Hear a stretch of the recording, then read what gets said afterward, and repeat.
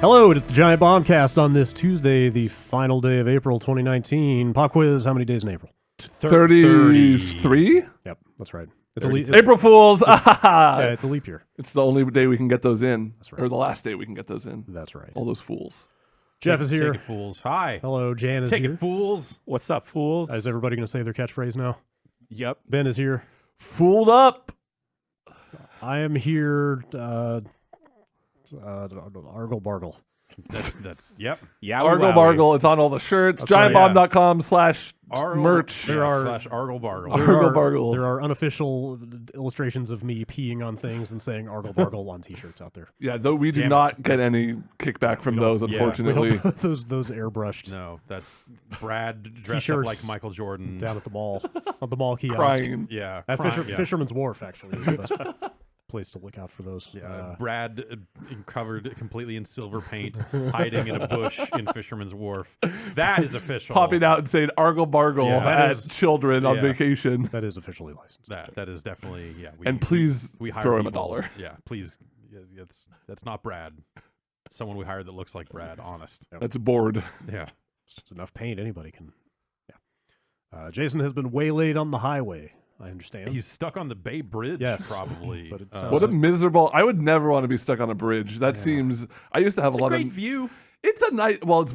I mean, if you like looking at water. Yeah. Water's soothing. Water. You just Water. look out and go, I used to have a lot of nightmares about bridges. As a little kid, we did a lot of commuting across the Golden Gate Bridge, Yep. as you as I know. do. Yes. and do.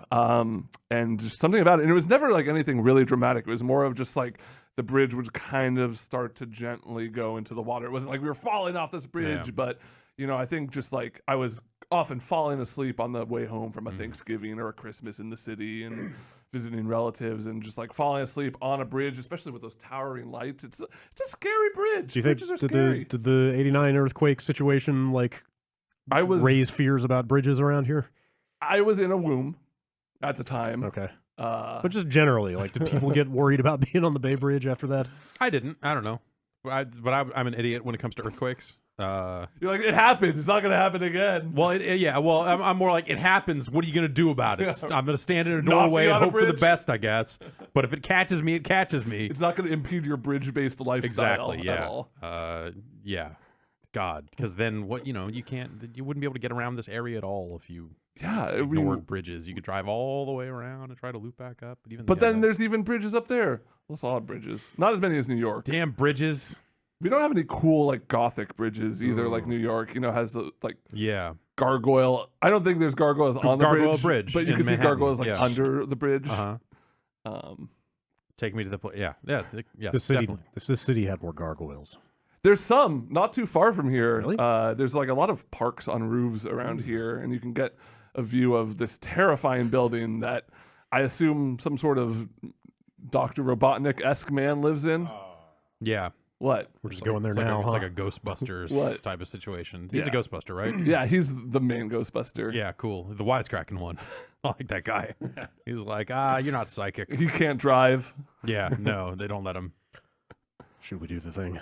I deliberately didn't watch the Sonic the Hedgehog trailer to get, because I figured, look, raw reactions, very big Oh, on the I internet. clicked a button and now it's in front of me. Giant Bomb Literally at reacts. the push of a button. So I'm going to describe for the folks listening at home what this trailer is. It says trailer starts now, which I, I know think is that- a yeah, really this trend. pompous, shitty Make thing. sure, This is Jan, a make sure thing. it is. Is all- that a thing?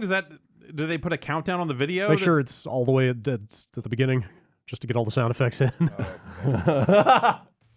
Oh, oops. Yeah, they do like a weird thing now where it's like, hey, kids with no attention span. This is the first like 5 seconds of this trailer is going to be like an overhead shot of some trees or something, but don't worry, Sonic's going to show up. That's what this like so Sonic. they have to put the name of the movie up front so you Yes. don't like go like, what the fuck is I'm this going to go back garbage on my with trees? phone. Fuck this! I could be watching that Fortnite tournament.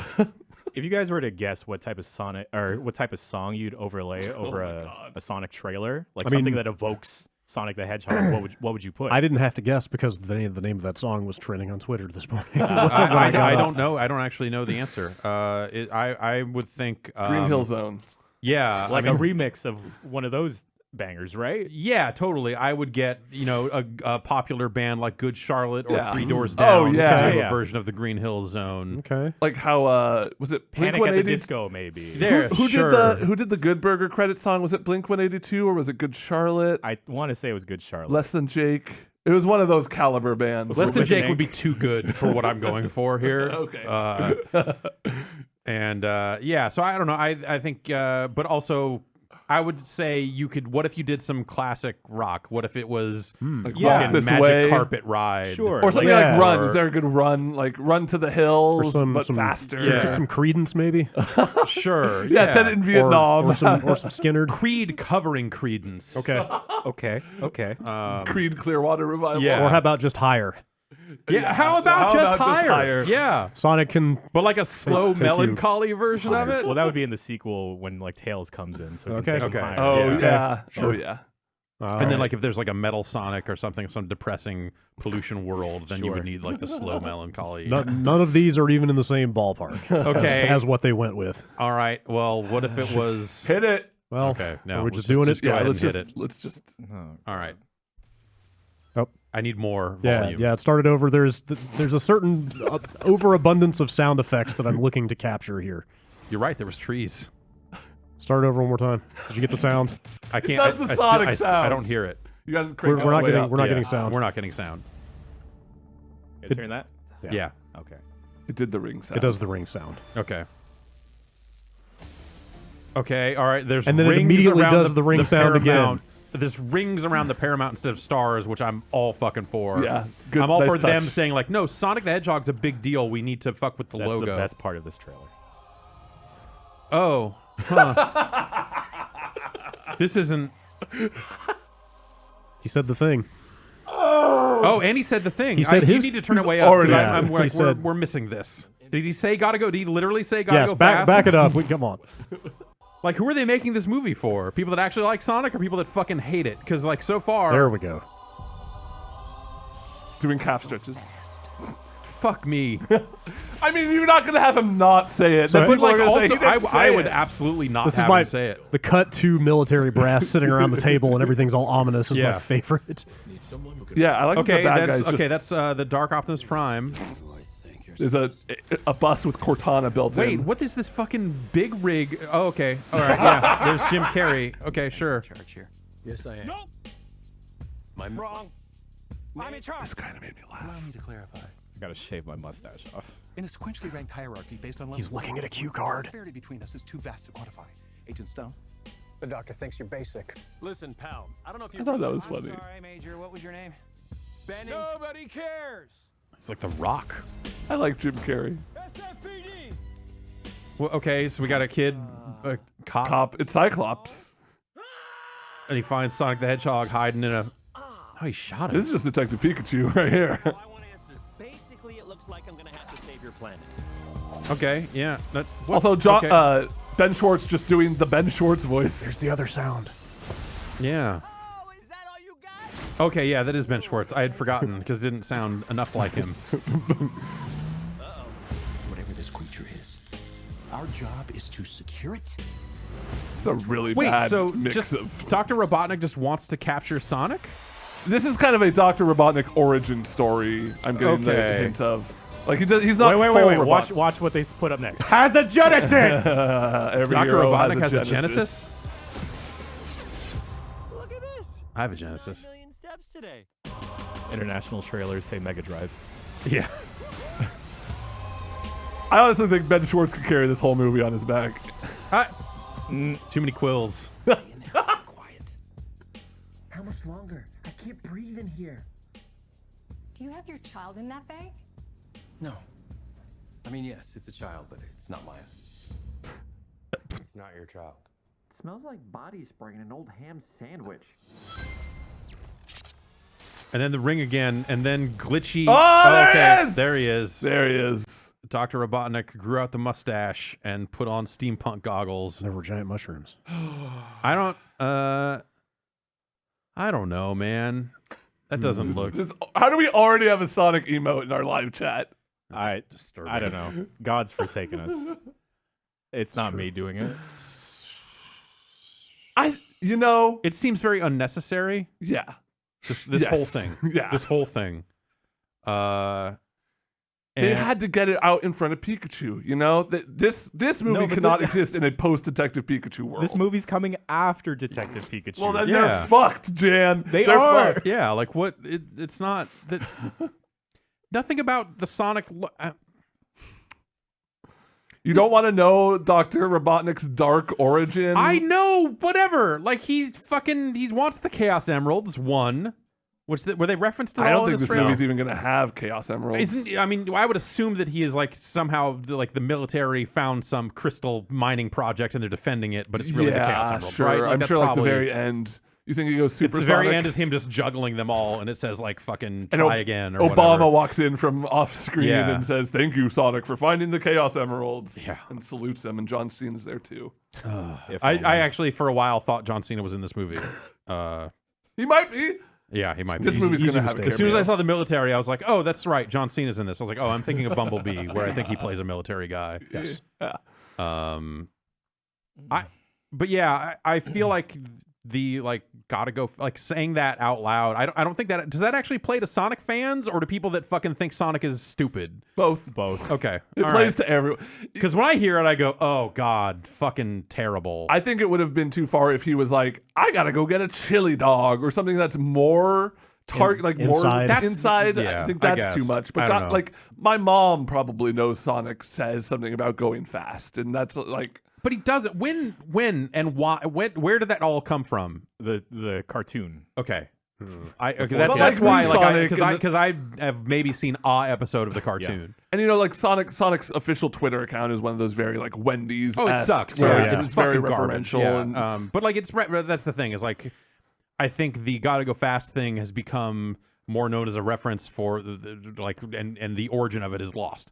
The origin of it is meaningless now. Yes. So it is now just the fucking like meme or whatever. So like, I think referencing it in the official thing detracts rather than adds. Do you think the ring sound and the spinball sound are in the movie or just think- in the trailer? Oh, they have. Oh, they have to be in They the could movie. just be very trail. Like I bet we hear it in the movie at some point. But yeah, it seems like they kind of overlaid it. Yeah. They laid it on a little thick. What here. percentage of people that saw that trailer heard that and thought, "Why do they have that cash register noise in it?" Yeah. I almost thought that. Yeah, like why does it have that weird cash register noise? Is it like there's like a money motif? How do you feel about them playing Gangster's Paradise? I think That was that's a so I think that's a weird. poor choice. It was a weird, bad remix of it too. Yeah. The like weird like stopping of it towards the end. Well, it's more just like make room for the dialogue. yeah, right? I get like it's technically fine, but it Yeah. just sounded so jarring because you're expecting Coolio. Coolio I'm to start always rapping, expecting Coolio. or Weird Al. I'm not gonna lie, I definitely knew Amish Paradise Okay. before I knew Gangster's Paradise. Fair enough. I think that's a weird choice. But like again, is that a thing that gets people talking about the movie? Like probably. Yeah. Like more so than if it had, just something that was like a little more appropriate or whatever. You can see like some guy in a boardroom saying, "No, we gotta think outside of the box on the we the gotta trailer go. music." We gotta Like, go deep Blue on Sky, this one. unlimited budget. Yeah. Where do you guys go? Give me Coolio. anything. It's Give me just Coolio. Snorting all three kinds of cocaine. You think that song is on the actual soundtrack? Is Yes. it in the movie? It'll be in the probably movie. not. I think so. It'll be in the movie. Yeah. Do you think it has any versions of like the fucking like mid-era, I guess I would say, Sonic the Hedgehog music hits? Were you gonna say City Escape? Yeah. Yeah. Yeah, I was gonna ask if at any Escape from the point City, does it have that fucking like Live and Learn. yeah, sure, or like the fucking like Knuckles fucking Pumpkin Hill fucking rap yeah. or whatever? Yep. Well, there was that sign, the street sign at the beginning, like "Welcome to Green Hills" or whatever it was. Yeah. I do. Here's my prediction: Sonic beats Robotnik. Spoiler alert. And then credits roll. End scene. You got Cyclops and Sonic walking back to Sonic's house. The door opens. There's a shadowy figure, and he says, "I'm glad you could make it, Sonic." And you see like a fishing pole come in out of camera. Okay, yeah. Big the Cat. There you here go. for sequel. Okay. Yeah, you see the shadows and you think Shadow the Shadow. Hedgehog, but it's not a gun. But he's like it's a bent fishing over, pole. yeah, and he's holding the fishing pole in a way that it looks like spines, and he stands up. And he's like, "We got to make it to the big race." What is this thing about Sonic living in a hole in the woods?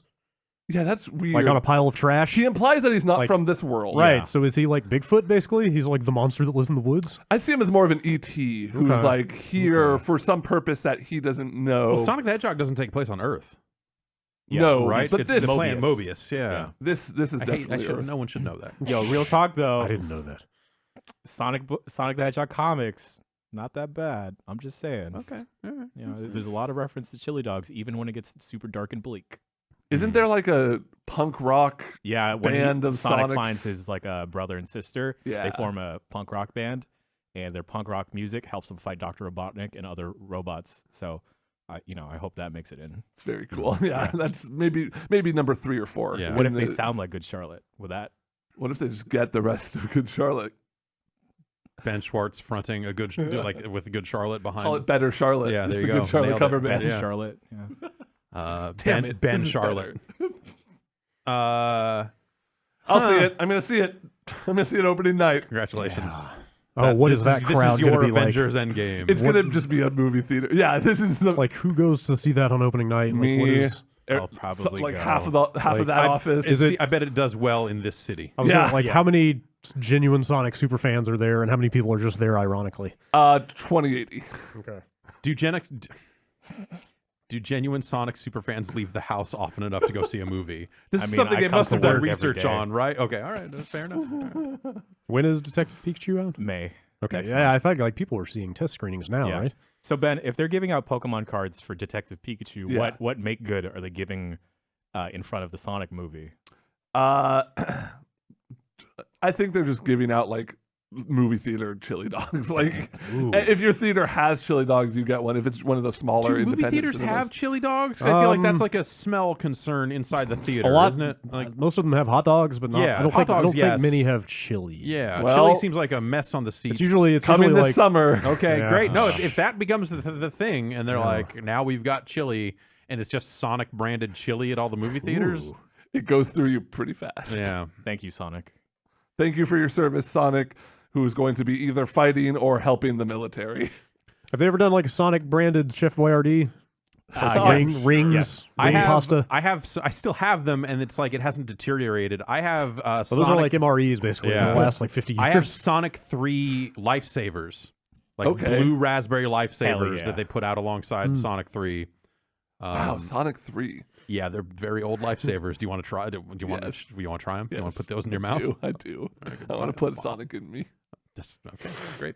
Okay. But I wasn't that original story was like Robotnik is like fucking like running a bunch of factories and Yeah. and He's imprisoning like, Yeah, animals he's and- imprisoning yeah, animals and robots. creating pollution. Industrialization. And it's Yeah. like a very much yeah, exactly. And Sonic is like, man, we need to keep things green. It'd be cool if that was like that was the There plot. stands if to it be like a was big environmental message here. But they don't want to. They want to do well in the red states. Okay, all right. So Sonic the Hedgehog will roll coal on electric cars. Done. I'd see that. It's terrible. Do you think Sonic could like take a diamond and shake it so fast, or take a piece of coal and shake it up so fast it becomes a diamond? No, because it's pressure, not I mean, speed. okay, he just like throws it against a wall over and Real over fast, again. and the Yeah. pressure of the speed, Yeah. the wind It's like resistance, a- maybe. Yeah, It shatters into a bunch of little diamonds. yeah, I'd probably just shatter. How do you feel about getting a number on his average run speed? 9 million. That was like 760 miles per hour is what that cop clocked him at. That's pretty fast. It seems kind of. I was gonna say that seems kind of slow. Well, slow think for like Sonic. a car is 60. Yeah. That's like 10, 11 times. But there are 12 some cars times. that can go 200 miles an hour. And that's really fast. That's faster than your average airplane. That'd be like, it'd go by like that, and you'd be like, that's pretty fast. And Sonic probably goes, because you see Sonic, like a blur, you see a blur go by. My understanding was that Sonic was able to move at the speed of sound. Oh. Well, I think you can definitely, like, I bet there will be a scene of him, like, kind of running in place and, Yeah, like, maybe just, that's- you know, does he like find the stomping his shoes? heels really fast. Maybe that was just a light jog. Okay. Yeah. Oh, he yeah. does find the shoes because they allude to it by showing him in his little tree hole with a bunch of busted up shoes. But then he's going to find the one pair that lets him go really fast. really fast. Gotta go really fast. Wait, wasn't he on the Golden Gate Bridge or something in that movie Yeah, poster? they filmed some of the Yeah, they scenes. filmed some Then of it. where's here. Green Hills? I don't know. Baby. That's right. Wasn't the street Humboldt. Yeah, it was like they were Right filming out it here. literally like right a there. block? It was over a weekend a few months ago or a year ago. Oh, it was It's after. closed It was during Sonic. Extra Life, yeah. Yeah. We were originally going to try and go see them screening it, but they got like a late start, and we had been in the office for 24 hours. I had a friend on that set, and he didn't want to tell me anything. What? So kind I of don't know friend if that's is that? good or bad. It's bad. Can you imagine James Marsden having to act next to? Is that who that was? I was about to ask. Is that Yeah. is that the cop? Yeah, that's Okay. a cop. Okay. Cyclops. Yeah. Having to act. Oh God, I don't know. Next to like, I wonder what An the stand-in for invisible- Sonic yeah. was. Was it like child. a green pole? Green yeah. child. Yeah, He green Here's an apple child. box. Is this movie a career ender? I think it's a No. career starter. He came back from Hop, so anything's possible. Yeah. Hop. So the director of this, the only other movie he's directed is I think Go For It, and it's about a gopher. Okay, so he's pretty well versed. He's well versed in- with CGI animals. Great. Okay. You know, so we can trust him. Yeah. All right. Well, that's bodes well, I guess. Yeah, but I wonder if they leave this to just Sonic. Yeah, I bet that they don't introduce any other characters here because that would be too much. Yeah. Maybe you do get like a late. Some kind of a tease. Tails and Knuckles. credits fucking reveal To set up the universe, the right, cinematic yeah, exactly, universe. to set up the Sonic the Hedgehog cinematic universe. Who's their Nick Fury though? Who's like the handler? Amy? Yeah. Yeah, she's No, the like brains. the Black Widow of the group. What is the whole Because lineup? why? is Because like she's sexy, Jan.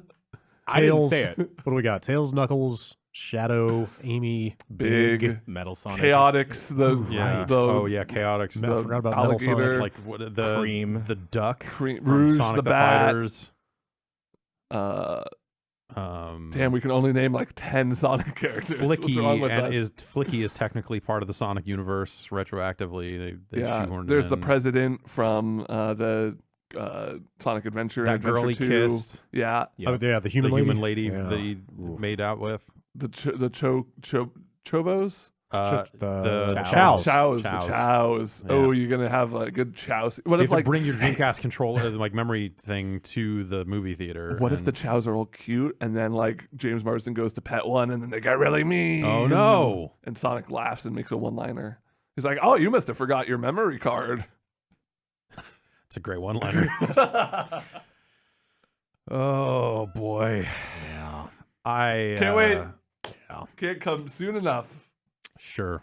This November. Why not? Why Look not? forward to our in-depth Yeah. report. It'll be Sonic Week. Our I'm spoiler gonna cast. do a yeah. 4-hour YouTube analysis breakdown of why he actually can't go that fast. The because number of physics. sins committed in Sonic the Hedgehog is off the charts, and I'm here to tell you why. Sonic sins. The only Sonic sin in that trailer was hearing that song. Am I right? It's a weird fit. It's a weird fit. But I guess whatever. Sure. Trailers are dumb. So is Sonic. The Sonic's also dumb. So are video games. Everything's dumb. Video games are the only real thing left. And they're trying to, and these movies are trying to ruin them for us. That's right. Don't see movies. You're hurting video games. I think Mortal Kombat 11 is dumb in the best possible way. Oh my gosh. Yeah, it's like the other end of the spectrum. There's the dumb spectrum, and on one end there's Sonic. It's good dumb. And then there's this. It's gleefully self-aware. It's so fun.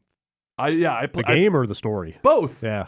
Like I played through the story Yeah, mode so did I. over the weekend, and I haven't played any. This is the first Mortal Kombat game I've ever bought. I played, a little bit in the arcade here and there at friends' houses, but I don't have a deep lore. I don't understand the lore, care about these characters. I think Scorpion and Sub-Zero are cool, Yeah. because they're Yeah. ninjas, and I think the robots are cool because they're robots. I'm gonna let you in on a secret. I love MK since day one, and I know about as much about it as you do. I almost feel like I'm going to say I know slightly more, but that's because I have something of a sickness. Yeah. I almost feel like saying it has lore as such is giving it too much credit. Sure, but it's always been ridiculous. it's always been ridiculous. But But it absolutely has lore. and they reference the lore. But what I wanted to say is I really enjoyed that story through and through from so start well to end done. without Holy shit. knowledge or passion about these characters. I It's- think that as a standalone thing, it's a great story. It's creative. It's dramatically well put together. It's just it's all. I also played through most of X right before, literally hours before. Yeah. That game is even better than I expected. Yeah.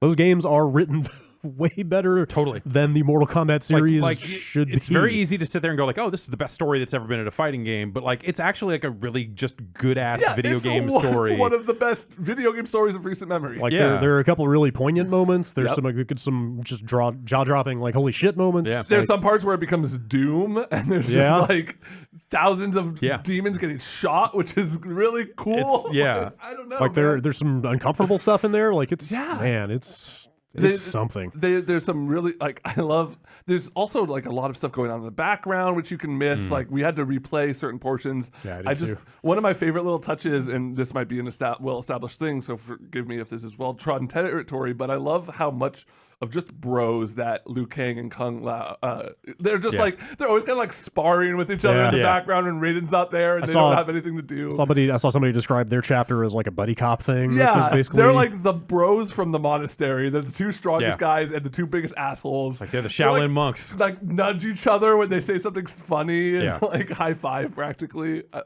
It's great. There's a lot of really good stuff with the past and present characters. Like I don't want to get too far into specifics, but like seeing characters like talk to themselves and how each of these different characters would handle it is really entertaining. I Like, think the they've Johnny thought a lot Cage about stuff it. is like really smart Yeah. and fun, but also like really well done in this weird way of just like this idea of just like, holy shit, I was the biggest piece of fucking shit 20 years ago. And now here is 20 years, and now like I have to come to terms with this right here. Yeah. Like you don't spend a ton of time on it, Yeah. but it's Sure, like it gets it's a chapter or two. it's like a Seeing- fascinating concept that I think they do well. Yeah, with. seeing the contrast of Johnny Cage actually having become a better person from Yeah. all the things he has experienced, especially right up next to his Right. asshole former self. Yeah.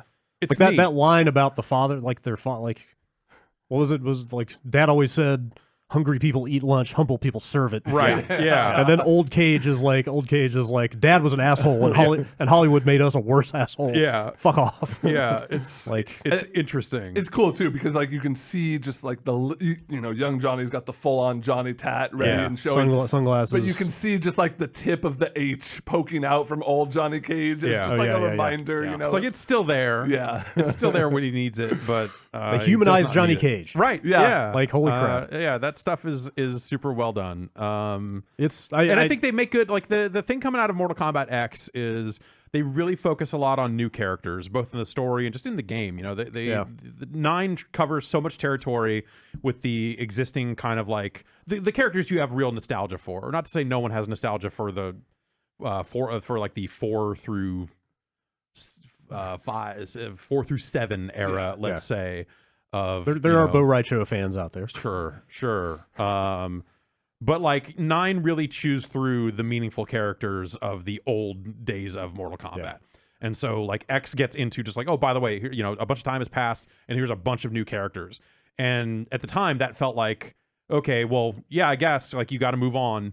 You can't just rewrite the Deadly Alliance story again because no one really remembers it. It wasn't that popular by comparison. So yeah, give it another shot and see if you do better this time. And I think they did. Totally. But like tonally, X is so different from 9 that it left a weird taste in my mouth at the end. It was just like, okay, it's really focused on these 4 new characters, like the combat kids, coming into their own and doing their thing.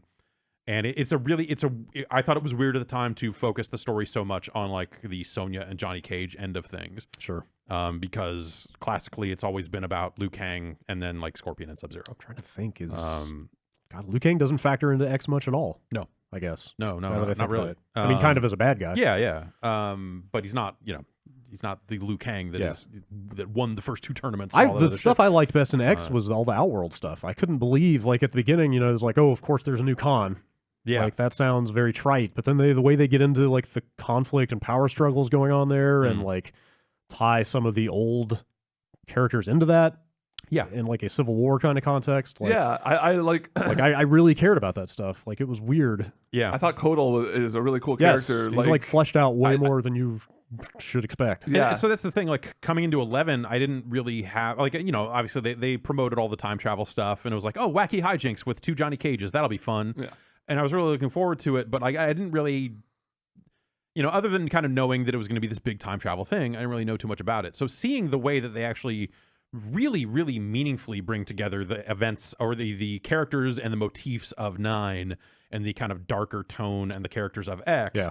I think was actually like that was the surprising part for me, is like coming away from it going like, holy shit, like this, they fucking nailed it. Yeah.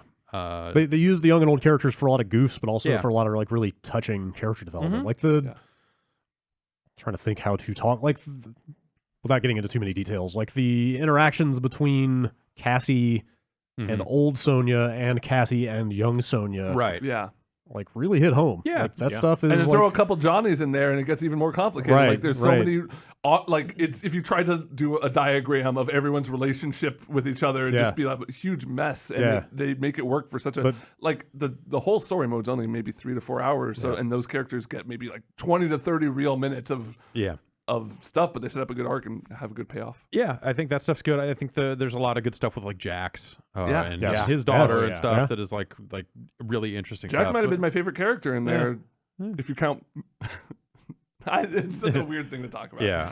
like I didn't expect a Mortal Kombat game to dig into like the psyche and the trauma of an old soldier and the awful shit he's been through. Right. Yeah. And stuff like that. And I And, think a then lot- it's also weird that is then set against fucking Mortal Kombat. Well, I was about to say, I think that works in its favor because there's so much weird, elaborate, over-the-top stuff going on, which with like timelines and stuff that like then they start throwing spikes through each other's faces and stuff. It like kind of adds to this whole world of just everything is so fucked up here. Yeah. And everyone's like The very first fight in Cassie versus Sonya is the first fight in the game, right? yes, it's like a little spar. Like just show it me you is, can it beat is, me. it is very much just like, all right, here's your little trial by fire before you become the CEO. Like you got to beat me and then you get promoted. Yeah. And in that first fight, I'm doing her fatal blow where she's literally unloading both clips into Unloading her mother's guns face. into her mother's face.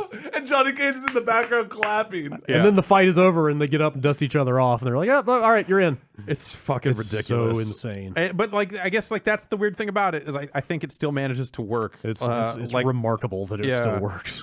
It'd be very easy to sit and pick apart like, oh, well, okay, if you shot her that many times, she would not be okay here. But and there's a lot of stuff like Raiden has healing magic or whatever. Sure, They're all yeah, gonna there be you go. fine. Raiden has healing magic or whatever. There's like a throwaway line that like, oh, the cages are like full of magic and Yeah, stuff. that's So- there's also that. But like there's just weird stuff. Like again, like if you wanted to pick it apart, when Kung Lao does his fucking fatal blow and puts his fucking razor hat across someone's neck, it doesn't leave a cut. Yeah. Just blood shoots out. It's like It's all insane. Yeah. I think the story in that game is really like it's tremendous. It's touching when it needs to be. The only fault I find with it is that for as major of a character as she has become over this trilogy, I think Ronda Rousey does a fucking dreadful job. She was like totally setting aside like some of her distasteful attitudes outside of the game. If you include that stuff, then it's just like, what the fucking fuck are you doing? But even just in it's on the list of what the fucking fuck are you doing? Yeah. But Mortal even Kombat, even just in terms of the quality of the performance, like it's so flat compared to everything else that's going on. Like everyone it's else really came, like it it's feels like jarring. everyone else showed It's up and said, literally- "I'm a professional voice actor," Yeah. and then they brought us. Said, "I'm a cage fighter who became a wrestler for a while and was not great at talking there either." She was a cage fighter, and now she's a cage fighter. There you go. Yeah, no, like even just her recordings sound different in quality Yeah. to the other ones. Like they're like level Sounds like a too high. human in like speaking into a yeah, microphone. exactly. instead of Like a they had to character. come to her. Like Yeah. everyone else went to the booth or whatever, and they were like, "Oh, well, she's They're in this backstage city at WrestleMania. Yeah, and okay, we need to just get you to say these lines. It just sounds bad. It just that has to be one of those things you look at and go like, this was not worth whatever No, they. probably a good amount of Like money. I don't think that they got like a meaningful amount of lift out of the announcement in terms of like, and I guess I wouldn't know They 'cause had I her already, at a I already know couple about the events, game. right, and Right, they something had her like at the that. reveal event. She came out and said like, "Yeah, I'm Sonya. That's cool." And I was like, "Great, yeah, awesome. You really brought a lot to the promotion of the game." So that's the thing. I just don't think they got anything out of her other than like a bad performance and a bunch of baggage. With like, oh, like she's like fucking bad. In a lot of ways, and it was the wrong call. That seems just like a real terrible call. And it just kind of sticks out like a sore thumb because the rest of the story mode is so good. Yeah. God, man, like I wish I could just sit here and rattle off. Yeah, we should do moment after moment. Well, why don't we? But yeah, we'll get together and get into that some other time. Yeah. Because I think there's a lot to. But Mortal Kombat's a weird. I think that's people have a loyalty to Mortal Kombat that is, I think, even as someone who has been a fan of that franchise through its ups and downs, I think the people that are deep into Mortal Kombat are scary sometimes. Like there's a lot of tattoos. There's a lot of tattoos out there. There's a lot of just the dragon logo and stuff like that. Like it's definitely inspired a lot of people to, like it's the sort of thing that like people are like, I'm buying these other Scorpion figurines also because they look so badass, and and the TV shows and comics, and like there's such and I kind of like flit in and out of that stuff. Yeah. Like I like the games and the stories, and I thought that what they did in the PS2 Xbox era was really interesting when you look at it as a relative downtime for the fighting game side of things. They made do. They found some ways to go, and I think that's fascinating. Reminded me they did a Tetris clone in one of those games, right? Yeah, I mean they did everything. They did Puzzle Fighter. They did a Mario Kart. They did like the crypt in this game is lightly evocative of their big crazy story mode that they've done in the past. And I am super conflicted on the crypt and not even bringing like the 8 currencies and all that randomness into it, but even just exploring it is I'm finding a little bit obtuse. Yeah, and like some of meeting design. I guess so. Yeah, like meeting Shang Tsung up front. Yeah, great. Like exploring this classic location, like very nostalgic. But I feel like I've hit 3 dead ends and I don't know where to go from here. And I don't want to look it up because like figuring that stuff out is the point. Yeah. Like, should I just keep opening chests until something happens? Not really. Like I've rung every gong I can find. You can get the items you need to proceed usually aren't in chests. Okay. Usually. I must have missed something. There are some like amulets that go in door locks. Yeah, I found one amulet. That sort of stuff. Yeah, but I couldn't find a place to put it. I finished a slide puzzle that opened up a door, but that immediately just hit another dead end. Yeah, that's not a long area. I guess I just need to keep poking around it. Right. But, yeah, and so you basically get the traversal items. You get like Scorpion Spear. You get the blindfold. You get the things you need to get around. Okay, I must be just missing something. And those are in different areas, but. Sounds like the PC version is getting its huge patch this morning. Okay. Fixing the myriad of issues. Oh, yeah. They put out that patch on PS4. So I guess for people who, haven't been keeping up on this stuff, the crypt or the way you unlock things and earn currency in that game at launch was severely fucked. And it wasn't even something that like revealed itself out of the gate. It was like I had played it for a lot of hours before, and then going in and spending more time, and then like as the towers rotated out and new ones rotated in, it became this feeling of just like, okay, because all of it is on paper the same as they've done before. And that's like towers. Well, you'll fight like 4 AI guys with different modifiers. Yeah, so in this one, a lot of the modifiers feel significantly less fun. And so it'll be like, oh, this guy you're fighting, he can make missiles come out of the sky and hit you, and they're unblockable, and they're this, and and a lot of that stuff, the AI of the enemies in the tower, also the some of those deployables or whatever they would throw at you, just made those fights not fun. And so a large part of the process of unlocking all the skins and brutalities and all this stuff was tied up in you earning all that currency. And they made that currency slow to earn, but also the activities you do to get the most of it were not fun because a lot of these towers just seemed kind of poorly done. And that has this big knock-on effect over the rest of the game that led to, like a fair amount of outrage because, and I think that this is the thing that has changed. So I think with the crypt, they've done the crypt before. Yeah. It feels like the thing they wanted to achieve with the crypt this time is to make it guide-proof. The thing they always did with the crypt is like, okay, here are the 10 chests you need to open to get the good skins and all this other stuff, and fuck everything else. It's all just concept art, whatever. Especially, so you can just go Mortal Kombat, crypt walkthrough. Especially since like the crypt has a literal coordinate system that lets you tell people exactly where everything is. It's designed for that, yeah. And so in the past few games, like they've had that in there, and it's been very much like, okay, I care about these 3 characters, so I need this much currency to go in and open these 3 chests, and I'm done.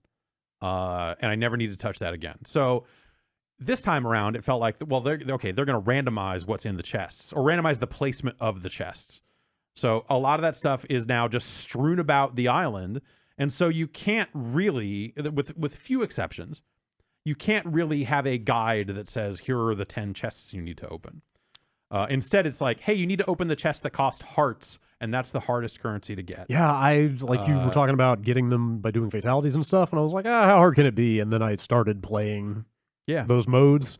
It's like, oh, you get 1 heart per fatality. Yeah, you get Some of those chests are what? And Like the chest cost 250 hearts. So, Hi, everybody. Haley Jason's here. Hi. Hey, Jason. made it off the bridge. Oh, Yeah. yeah, like 2 hours. Did you have to? Today. Did you have to uppercut a guy onto the spikes to get off the bridge? Yeah. It was a fatal accident, actually. Ooh, yeah, yikes. So, Yeah. Whatever, I'm sorry. After a police chase, right? That's Yeah. what I read. Yeah.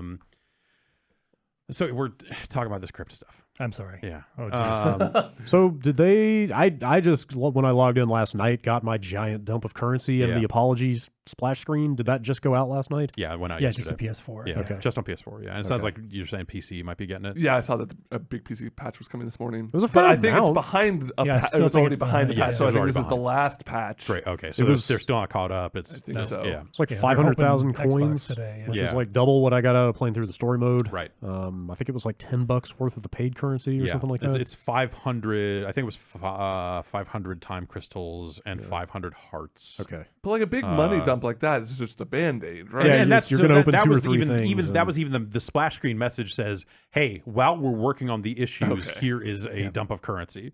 And the heart chests. So the heart chests are tied to specific characters, Yes. and those are fixed. Yeah, those so are you fixed. can figure Yes, out. those ones. You can definitely, if you Okay. want that specific skin, Yeah. you can go get it. Okay, so that's 2 characters at least you could go buy for Right. free with that currency. Yeah. Yep.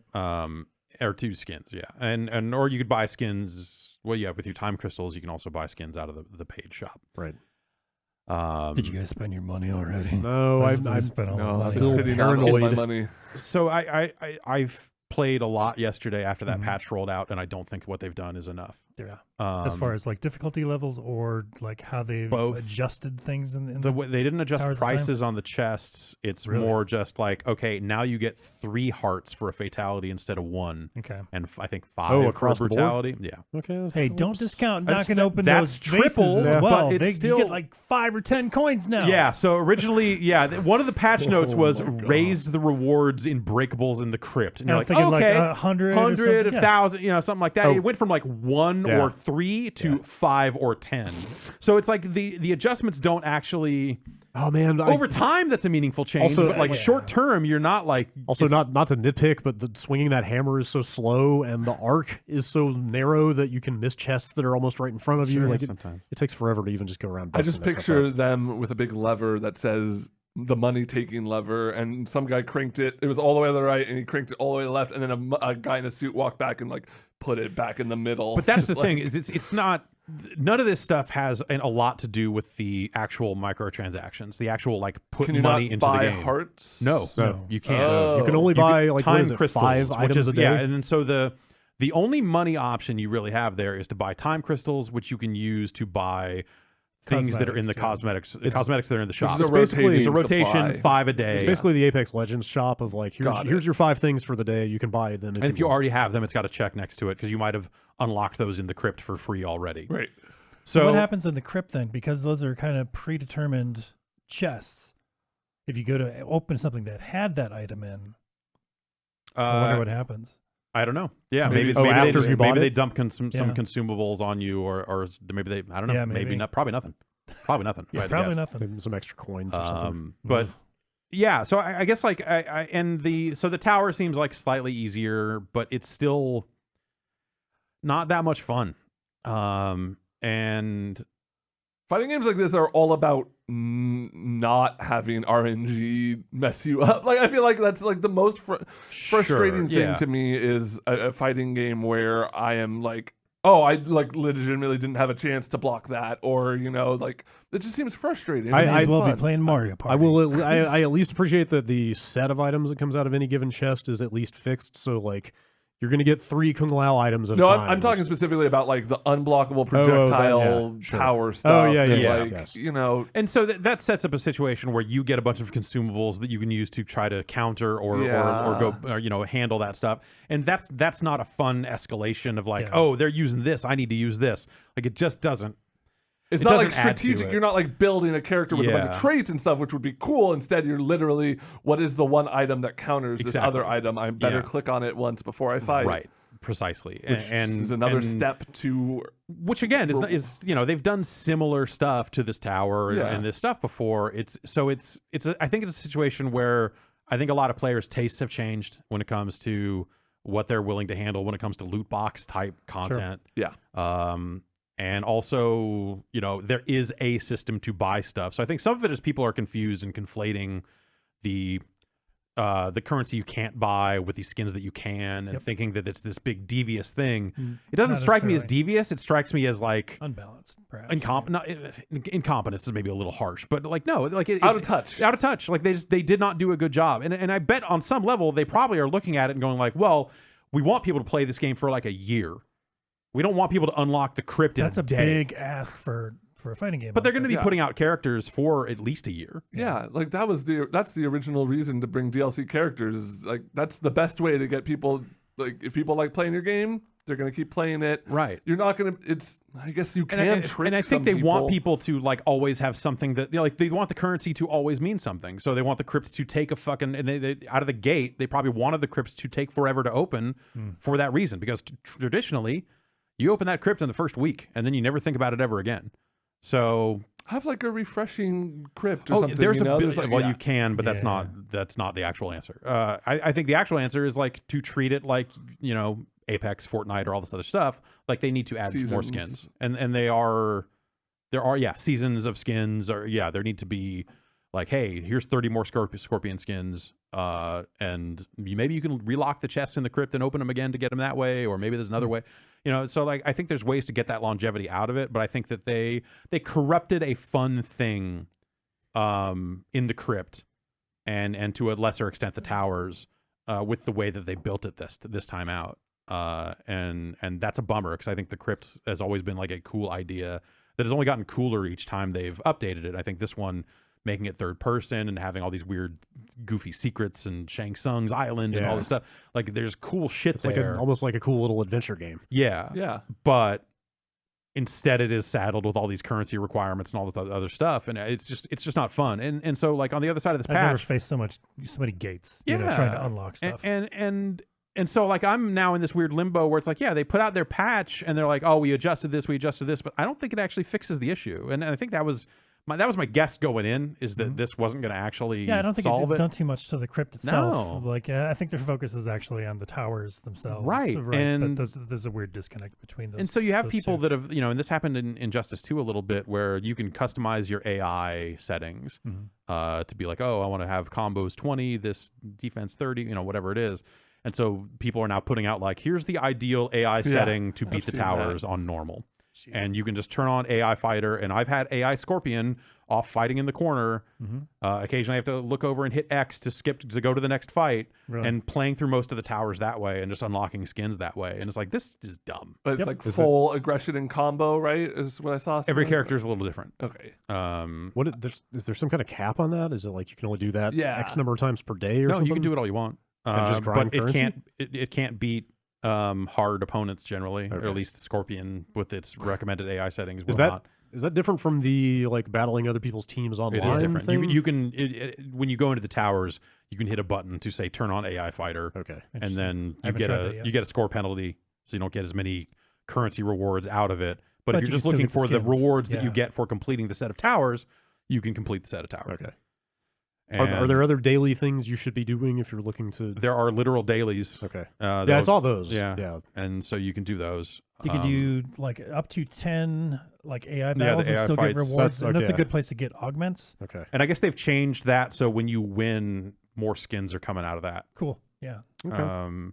But you can do that up to 10 times per day to get rewards. Yeah. Honestly, all this stuff sounds like such a mess. It's so complicated. I have not touched any of the single player story. I played the tutorials, the story, and online, and I haven't touched the crypt. I haven't touched any of that customization stuff, just because it seems so overwhelming. It seems like I'm gonna have to chalk out, okay, I'm just gonna need like 20 minutes to learn all the different currencies and what they do. Like honestly, it's a bar, it's a barrier to entry for me. It seems just like not what I want out of a fighting game. When I play a fighting game, I want to be able to pick up my controller, get a few rounds in, walk away. I think that's, you can do that. You don't have to engage with and that stuff, that's what I have been doing, but it feels like there's this big portion of the game that if if I heard there were 2 currencies and like it's kind of grindy, but it's not that bad, I'd be checking it out more easily.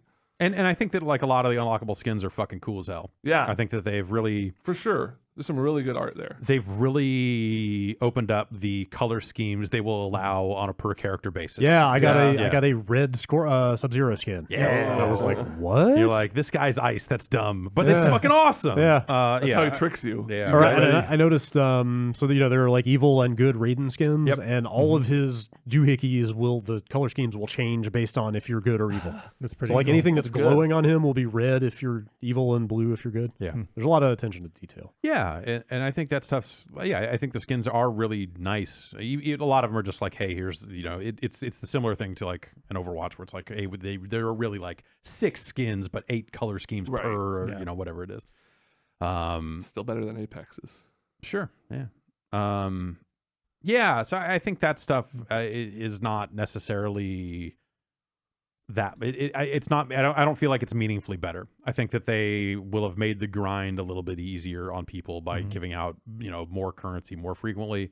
Sure. And I think adjusting the towers will make them more palatable. But I still think the core conceit of having these consumables that you want to use against the modifiers that are being thrown against you, I don't feel good about it. Yeah. It's not enjoyable. I think you're right. They need to find a better way to make that stuff. And I think about the towers, like remember Easier to MK9 on the swallow. Vita when they added more towers that were like Vita specific. Oh yeah. So it was like you could rub stuff off the screen.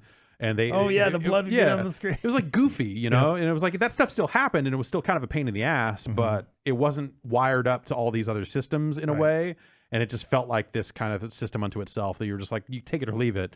Like if it's fucked up, you're like, well, whatever. I won't do these towers. I'll come back and do the next one. So in some weird way, they made the towers more meaningful, and that's why they're worse. Yeah. Okay. But it's I think that stuff's frustrating, and I don't know what it seems like it needs a more fundamental overhaul or just a full on rethink that I don't think that they'll be able to give it. They did say bigger changes are coming, right? I guess. So that's the thing is like the note said, here's a bunch of currency while we work on our patch. Yeah. But like that was a patch that changed some stuff. So like, are they saying, hey, this is it, or is there more stuff in the work? I think there's more stuff. Yeah, I got the impression they would make bigger changes, but that's going to take more time. Yeah, I would. I think they kind of phrased it like we're going to continue to listen to. I think they feedback, said like, hey, which could go either way. And even it was weird to see like the in-game messages saying like, there was one that popped up to like notify you of the currency notification. You have to go in and collect and claim. And that one said like, hey, based on feedback from the community, we've one of them was like, we're aware that there's some issues. The language is as soon as here's some currency, and we are working on it. As soon as the top post on the Mortal Kombat Reddit isn't somebody complaining about the currency in this game, we will continue to. I mean, I don't. Yeah, that's like that they've got a long. But I mean, that's kind of like what other metric do they have to go off of? Yeah, I guess so.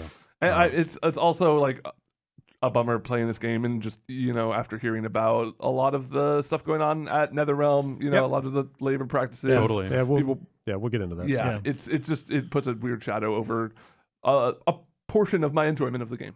Definitely. It's a bummer. Yeah, especially looking at the number of augments and character and whatever, hearing about like and seeing stuff like we will not stop until we get this.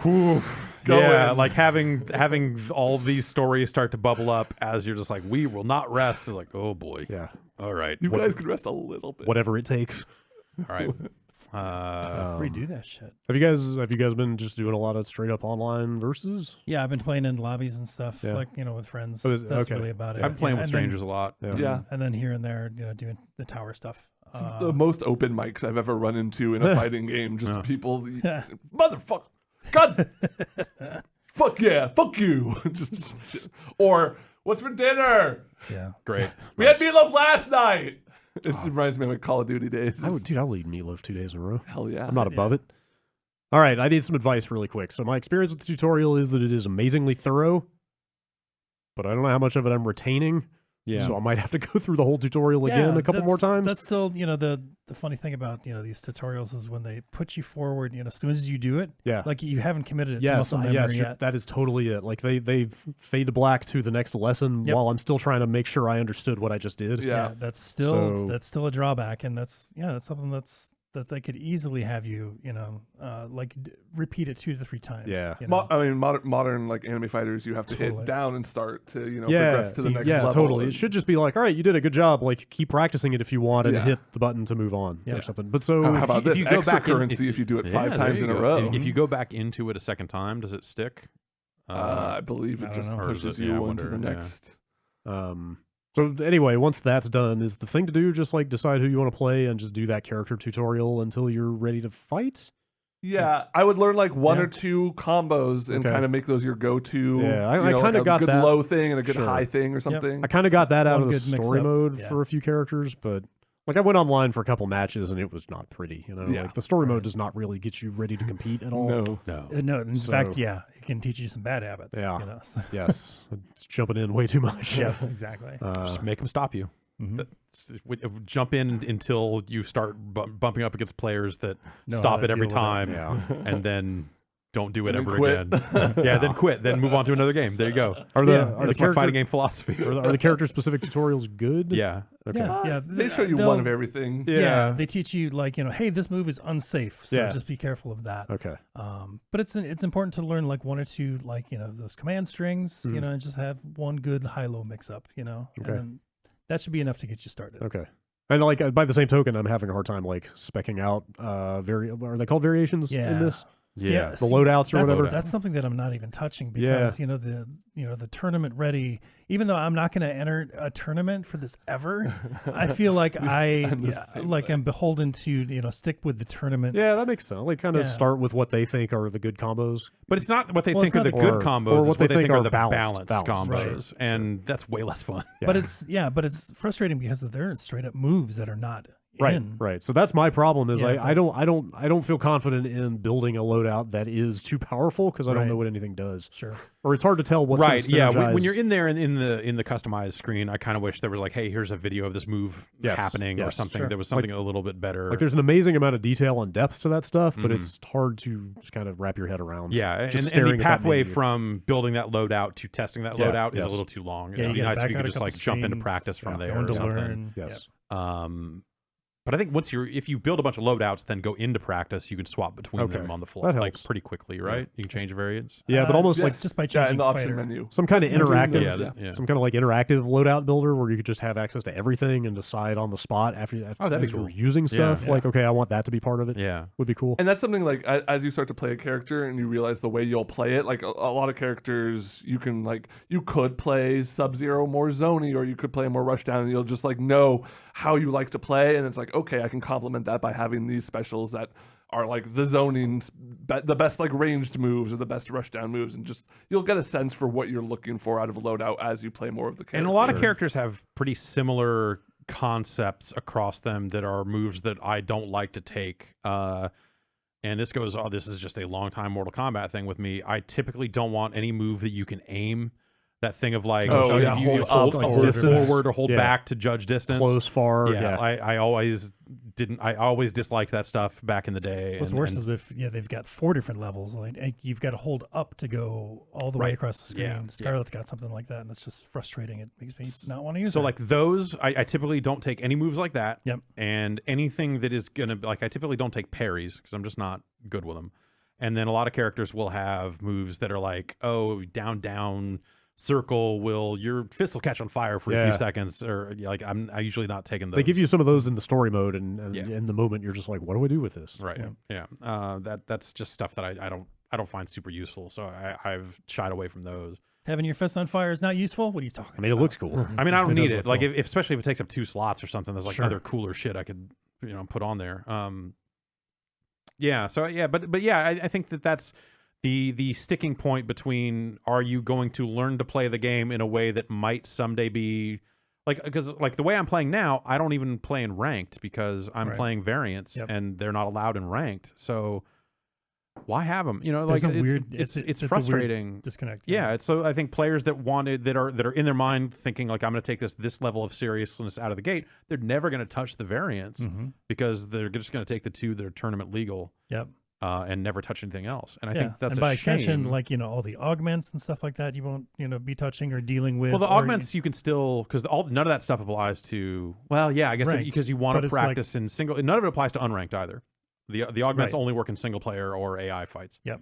But I guess you wouldn't even want that in a single player fight You because wouldn't even you're touch used to that like, stuff. oh well, I'm doing 3% more damage here. I get used to it that way, and then whoops, Honestly, I lost those that people fight. probably aren't going to be playing much single player to begin with. Right. Yeah. If only I had that extra 3%. Yeah. Damn it.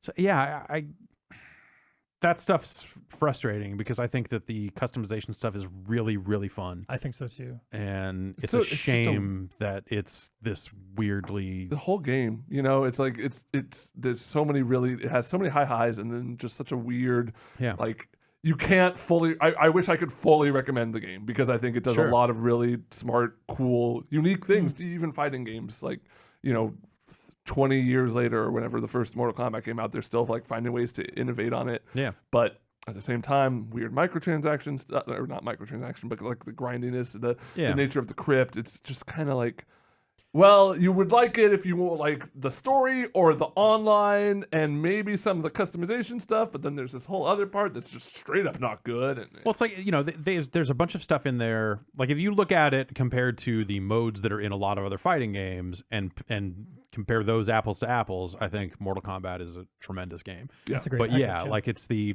stuff that they use to round out the package. All of those, a lot of those have caveats on them of just like like you were saying, like the grind is weird, or the towers that they've been doing them for years.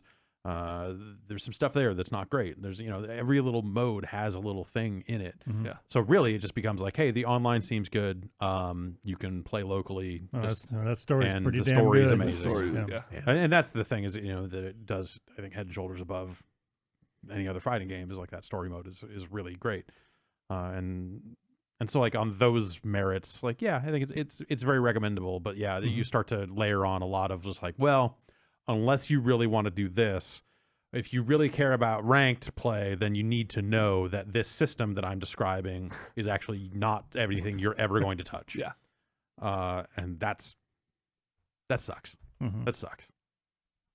Hopefully they will invest the time and effort to get it where it needs to be. Yeah. Yeah. They seem committed. Yeah. Ben, I know you want to Tweeted as such. touch on Forager Yeah. real quick. Playing a game where the grinding's the whole point. Forager, it's this neat little game that by Hop Frog Studio. I think this is his first game, but it's very like I first saw this game at Day of the Devs, and it's like you walk up and you see a little guy with a pickaxe on an island and some trees and some rocks with like little colored ingots in them, and your first thing is like craft a forge. You're like, yep. Yeah, it's very easy to kind of like look at it and be like, okay, this is like a 2D kind of top down. You're on an island. Yeah. And the first few hours are very kind of Minecrafty.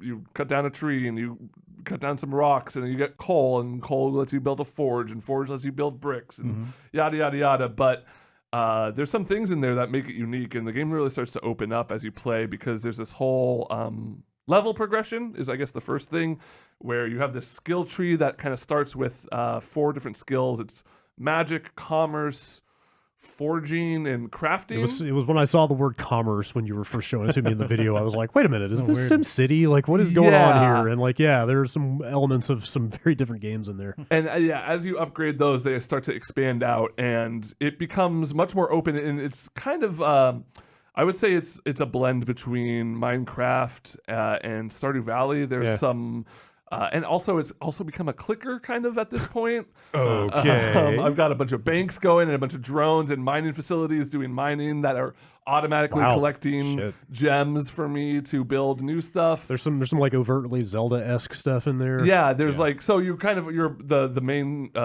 progression is you're buying plots of land in the cardinal directions, and the plots are predetermined but in a random order. So there's like I don't know, it's like a 8x8 grid total of places, and you're going to get the same 64 different tiles, but they're all shuffled around every game. So it's kind of, you explore and you go, and the tiles will all have like a thing there, and it could be something light like, oh, hey, I'm a druid and I want to protect nature. Can you bring me one of every flower? And he'll give you a reward. Or it'll be a dungeon. That's like the skeleton maze is the one we did on the quick look, which is like a combat-based dungeon, and you have a sword, and you can like build drones that come and fly, and you can have a cauldron that makes potions. It's really fun. The game, like, we actually caught it on the quick look where it really opens up is where, like, I went from having like 800, 900 gold to I'm, like 32,000 right now or something. Like over the course of an hour, I made that kind of power spike, and the game it really opened up. It's fun. I read people say it takes about 20, 25 hours to see everything that's in there. So it's a little arcadey. It's not this like huge, oh, you're going to build a big Minecraft world, and you can. And they have like they have in-game achievements that'll be like, buy every tile or kill one of every monster and stuff like that you can work towards. But it's really fun. A nice little thing about it is it runs really well on a MacBook. I was just sitting on the couch playing it, watching TV. It's just a fun little. It's like it's a weird mishmash of an idle game and a dungeon crawler and Stardew Valley. It's obvious where it draws its inspirations from, but it does enough unique things to make it worth playing. It's really good to look, like all the ways the menus like animate and pop out of nowhere and stuff. Really like strong it's aesthetic. Very fluid. I like the design. Like some of the stuff looks a little ripped from Stardew Valley. Yes. But it's totally fun, and I think it's only $15 if I remember correctly. So it's a nice little, like, if you're looking for a time killer. I'm looking for time killers. No, well, I got bad news. I heard it was one of the top 68-ish fighting games of all time. Yeah, give or take. That's coming to Switch. I want to. Yeah, Time Killers. Forager. Yes, Time Killers is definitely coming to Switch. Time Killers is not coming to Switch. I'm here to announce. Damn it! Which button is the head button? Yeah, probably minus. It's fucked up. Yeah, Forager. It's cool. Yeah, that seems neat. All right, you want to take a break? Sure. Yeah. All right, let's take a break.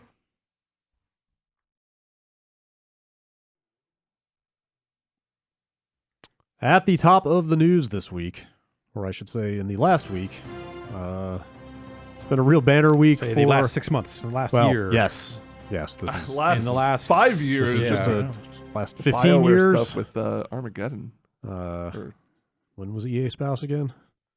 Yeah, it was a real banner week for stories coming out about major developers treating their employees not so well. Yeah, major crunch time. Yeah, I've kind of got a trio of stories that all sort of dovetail together into the same root topic. I'm just going to kind of try to summarize each one briefly so we can just sort of discuss the whole thing collectively. Polygon ran a long story last week about basically a culture of perpetual crunch that has emerged at Epic in the wake of Fortnite's success.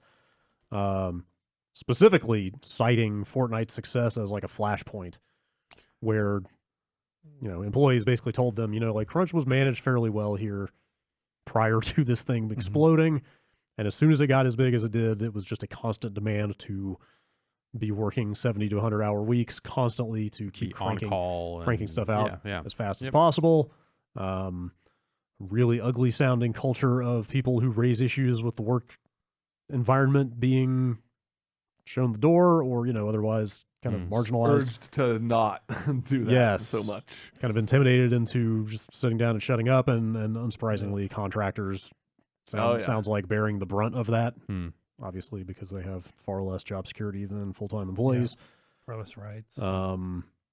It's worth mentioning, not that it in any way justifies any of this, but they do drive home the fact that the bonus structure apparently is like kind of amazing at Epic right now, which sounds like it was leading to situations of people basically saying like, okay, fine, I'll sacrifice a year of my life to get bonused out 3 or 4 bonus checks and then get the fuck out of here because fuck this. With the stress of that, you're probably actually doing more like 3 years because stress puts a fucking toll on your body if you're working 100-hour weeks and such. So that sounds like the situation there.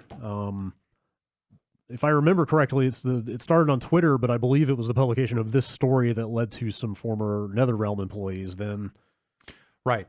Taking to Twitter and Well, I just wanted to mention with the Fortnite thing really quick is that game has such a reputation of like Rapid insane turnaround. Yeah, rapid so- pace Right. that like, games like Apex, people say, oh, well, look how much Fortnite added in the last 2 months. Why Right. can't? And then you see this and you're like, oh, Yeah. That's And I bet the hours at, I haven't heard anything, but like, they Respawn has Yeah. gotten out and said Yeah. we don't do that. the good. Fortnite situation definitely struck me as an object lesson in like not having visibility into what it takes to make these things happen. Because like we have ourselves sat here for the last year going like, they're doing an amazing job of keeping this thing updated. Everything like, must constantly. be going great over there at Fortnite HQ. Right. Yeah, Really. they're so fast. They're all, so like, in sync responsive. with It's each like, other. Man, It's they're great. really cooking. So getting some transparency into the human cost of Well, I guess the thing you those would think updates is going. like, as for as big as Fortnite is, you would assume that they would just Have like the scale staff to back up it up. in Scale, an yeah. almost grotesque Which way. they are. Like, Yeah. you hear, like, oh, blah, blah, went to Epic kind of every yeah. other day. Right. But still at the scale, they just can't hit Like it. one of the tidbits in there that is like a distinct sign of the times is that prior to Fortnite, apparently they had been downscaling their QA operation in favor of automating it, Yeah. Oh, yeah. which they put a halt to as soon as the game blew up and they needed more people. And now they say they're trying to staff that department back up. As but- soon as literally everyone with an Epic account was getting 3 emails a day saying your account is getting hacked, please Right, yeah. add 2-factor. So yeah, the Epic provided a lot of quotes to Polygon for this story about, trying to mitigate this stuff, trying to staff up, et cetera, but Transitional period. but a lot of the testimonials are fairly damning in this thing. And then part of the reason I mentioned the Epic bonus stuff is I believe it was the first NetherRealm guy who came out talking about them, saying like, yeah, that sounds like a lot like my life there, except without the insane bonuses. So yeah, a number of current, or no, not really current. It's mostly former employees from, like, say, Injustice 9 2, and Injustice 2. and Yeah. Injustice MK9, so Yeah, like from- games from a handful of From years this ago. generation, Yeah. or Yeah. roughly of consoles. Basically talking about similar stuff of just, insane 80 to 100-hour weeks. Kind of involuntary, voluntary overtime. Oh yeah, that was one thing I forgot to mention about the Fortnite thing was Yeah. kind of like, supposedly unlimited time off, but it's impossible to take any time. And in fact, people who refused to work weekends were summarily let go. Especially if they were contractors, like you said. Yeah. So And it sounds like a lot of the common themes around the NetherRealm stuff are like that culture of we're all in this together. We're Yeah. working weekends. Where are you? Yeah. Like that type of stuff. Yes. Yeah, I've certainly seen that mentality around this business. yes, absolutely. Also, like one of the QA people from NetherRealm talking about like crunch was not even worth doing because it was so poorly managed that like we would be sitting around for hours waiting for a build to even have something to do. Right. Yep. But if you weren't there, it sent the wrong message, so you had to be there. Yep. Some weird kind of. I feel like that whole suggestions of, like, intimidation. You need to be there and Yeah. look busy. Yeah. Like that was some of the stuff that I think Rockstar came up stuff. around the Rockstar stuff Yes, for sure. yes. It's like, oh, they're going to be here this weekend. You should be too. So yeah, not to get ahead of ourselves because there's also a Riot Games thing here, but I almost feel like it's transitioning from like, oh, Rockstar's terrible, and then the next story comes along, it's like, oh, BioWare's terrible. Now, Now actually, the picture is starting to emerge that like, oh, wait a minute, I think it seems like every studio has these problems. And I think that's the thing, like and I think this is the sort of thing that now that this is being more openly discussed, that I think we're going to start to see happen more and more as more and more large studios release their big games. Yeah. Like, because that's kind seems of to- become that the seems to time be to talk about it. Yeah. Is like, oh, remember when I was there, it was a nightmare, and it's like, oh, so we're not done. There will be more AAA games from studios that will come with this sort of stuff. Sure. That will come with this sort of stuff. Yeah.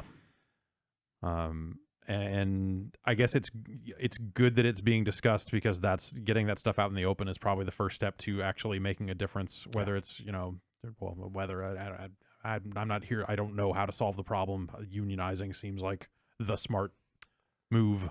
Game Workers Unite out there, Yeah. kind of in the wake of this news, talking up the and figuring out what are the actual solutions to this, and what are some, can you build games at this scale on this timeline and not fucking crunch people to death. And I don't actually know the answer. Like, and maybe it is like, hey, if the answer is no, then maybe okay, we can work need to make the rethink timeline what a little the better. timeline is, or what the scale and scope is, Yep. and all that sort of stuff. And I think the fear there becomes like, well, if we scale down, consumers will notice, and it will be the same amount of money for less game, and they'll be fucking bent out of shape. If they take longer, then it's like suddenly they're paying people for another. And do the economics of that scale work out if you turn a 2-year dev cycle into 3? I can say maybe like restructuring how certain people in certain organizations are paid might and shifting that money down to, you hear stories all the time about like, I was reading up on a small business that just fired all their middle managers and bumped up the salary of all the workers a bunch, and then suddenly people wanted to show up to work and like put in a good effort and stuff. And it's like working with the kind of safety on your side, knowing that you have this thing backing you up, I feel like makes you a better worker, and in turn makes you create a better product. Yeah, totally. And I guess like, so I think there are a lot of different angles to attack all that from. Yeah, they're on the studio end of just like, hey, what are the actual good labor practices, and how do they line up with this increasingly competitive and fucked up business? And that's the thing, like, you talk about not wanting to make consumers upset about the quality of modern video games, but if you go online, like, there is a lot of people who are just really upset at the current state of video games. Totally. And yeah, so, like maybe we're just due for a change overall, but like, what does that change? How do you make those changes to fix this culture issue that is so prevalent at so many different studios? Like, it's very easy for me to believe that like, a studio born out of Midway is maybe running things in an old school kind of way. Because I heard plenty of stories about working at Midway. Didn't sound great. So it's or it didn't sound great in that particular way, I guess. Right. It's whatever. I can't sit here and say like they should do this, because like what the fuck do I know? But it's clearly it's not working right now. Yeah, it's not working. It's And clearly not block employees from suing. We riot stuff. So the riot thing, just to round out this. That's like a different level of fucking like, wow. Okay. Basically, Riot is taking steps to block legal action from a handful of employees over the gender discrimination that was revealed a few months ago. Basically, doing exactly what you would expect, which is citing language in the employment contract they signed. They're forcing people into what's called private arbitration, which is a practice so sinister that Google and Facebook this year swore they weren't going to do it anymore because they're catching too much heat from it. It's basically just a way of forcing employees to settle matters behind closed doors instead of adjudicating this stuff in a courtroom. Yep. And the follow-up yesterday is that there's apparently a walkout brewing at Riot over this situation. I don't know if the publication of the story, Waypoint ran a thing. I don't know if that is something that stems off the walkout, because the story was basically like, hey, management is aware of the walkout. They want to talk. We want to meet in small groups. We meet in small groups that are hard to town pin these halls, quotes down. Like we don't want everyone jumping up and yelling at us. Well, also, but like at the same time, I guess from the other end of it, if you just got everyone in the company together, would that even be productive? Like, hey, everyone yell at management while they sit on a stage in front of the entire company. That might be fun. Sure. But like it might make you feel like you're a part of a company and you have like or it might make you feel like you're afraid to stand up because it's in front of the entire company. There's a really pointed anecdote in the Fortnite story about I think it was a contractor that literally did that. Said, hey, what are we going to do about crunch in a large group meeting? Word. And that person was not with the company soon after. Yeah. So and that sucks. Yeah. But I guess like, it's the small group thing, I think sounds fucking bad. And I think with the things that they're dealing with are probably not the way to deal with it. But also like would you get anything of value by getting everyone in the company in one room? Probably not. I don't know. I'm just saying there is potentially, a culture of intimidation around speaking up in front of a large. Yes. This is now. You guys will have to refresh my memory. So the story kind of broke last year about these allegations, and then the one of the main guys sort of was like a vice president or he the guy was, that's been suspended. Yeah, who was like suspended without pay or with pay for 2 months or something. for like farting on people. Yeah, so he was never actually let go, right? Yeah, I think he is That's- still that's- suspended. that's one and of that's the- one of the sticking points here. Yes. Right now. I think that kind of tells you the fact that he is still Totally. there. Kind of tells you everything you need to know about Riot. Who said, we're working better? They did those videos. That's Yeah. like here's a culture shift, and Right. It, But then, simultaneously doing all that stuff while simultaneously making it harder for people to act legally against you for the things that you may have already done. It's not a good look. No. At minimum, it's not a good look. And that's a company that is kind of shrouded in mystery. Like Riot is very much a big, like closed door. We don't really talk about what we're working on, sort of org. So it just adds to this whole. And the stories that I think came out last year really painted the top parts of that company as very fratty. Yes. And in a way that like you go like, oh yeah, the ball tap guy. Jesus. Questioning if people are actually hardcore Otherwise known as enough the gamers. COO. Yeah, he was reported as having ball tapped, farted on, or humped employees. It says this story. Who has Jesus. Yeah, that's. I've only done one of those three. Thank you very much. I'm not a monster. Thank God.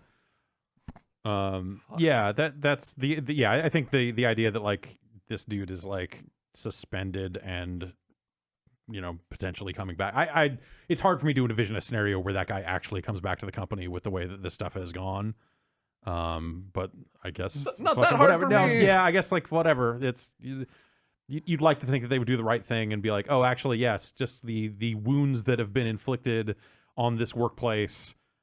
Even if he changed and was a different guy and never did any of that bullshit again, at some point, just for the symbolic, like, hey, we need to make changes, and it starts with people that have literally done fucking awful shit. Like at some point, like as a management team, you go like, all right, we got to cut that guy loose, and that's got to be step one on this pathway, or else no one's gonna. We have no credibility with the employees if we get out there and say, oh yeah, oh we care a great deal. Oh, this guy, oh yeah, he'll be back in 90 days. Don't worry about it. He's fucking drinking Farting Mai on Tais and everybody. Yeah. farting on his own Mai Tais.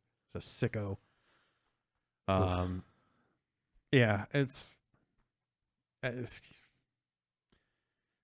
work is bad. But it doesn't have to be the worst. Yeah, it's There are solutions to problems. The most certain thing out of all this to me is that it feels like we are building the critical mass that's necessary. Like the momentum is building. Yeah, that is going to be necessary for actual change to happen. I'm like curious people, like to this see is not how going it all away. goes, and if if there can be real change, real lasting change. Yeah. What is it? The average work week has been on the rise since like 95, right? It had hit like a reasonable low, and it's been slowly going up. Access to technology and all the other stuff has made it easier to technically be reachable by your job 24 Everyone's hours got a day. Slack on their phone. Productivity is going up. And it number of creates hours a is going up. culture, they had a company thing to go see the Avengers on Friday. Yeah. And I had that same here at this company, and I had the same reaction I always do, which I need to like which is like, who the fuck has time for that shit? I got work to do. Yeah. And that was the GameSpot way back in the day. Is like we don't have time to go bowling. What are you talking Go to a about? fucking movie. Fuck this. I got a job to do. And it's that same mentality of like when they rolled out a thing that made it like, oh, we have a mobile device policy that you have to give IT some control over your phone, or you can't check email on your phone. It was like, well, I need to be able to check. I need to be able to check email all hours of the day. What the fuck are they doing? Right. And I was like, actually, maybe I should be like, oh, cool, I can't check my email at home anymore. That's good. Same. It's cultural. It's deep. It's ingrained. It's a fucking. Yeah, It's a broken part of me. Like there's stuff like catered breakfast, lunch, and dinner, and it's just like, come on in, eat, use our in office gym, get a massage, have some breakfast, use the showers every once in a while. Sure. Why take care of yourself when the company can also be your mother? Yeah. That's the tech. I mean, fucking Facebook is building housing on campus housing. That was kind of the one thing, like, for as bad as I have been at like fucking trying to be on the clock every waking moment or whatever, it was definitely like living as far away as I do. Yeah. Like was the one nice buffer. You have in to drive terms of over just, an like, ocean to exactly. go home. It was like once I'm gone, I'm gone. You can't call me, and you know whatever. The tech has developed to where now we can do. You used to not be able to publish stories from external locations, so it was usually like if you weren't here, nothing was going up on the site. Right. And so it was this nice thing of just like I'm not there, and now nothing can happen. And well, whatever, people didn't even have phones then, so there was a real disconnected. Then I got my T-Mobile sidekick. Let's talk And it about all it. changed. And then everything changed. Where are you at? I'm, On the way I'm to right work. here. I'm right here whenever you need me. I'm right fucking here. Sorry, that was Boost Mobile. That was my bad. Why would you fuck up the brands like that? All those early 2000s cell phones kind of meshed together in my brain. Yeah. Except the Razor, number one with a bullet. Motorola Razor.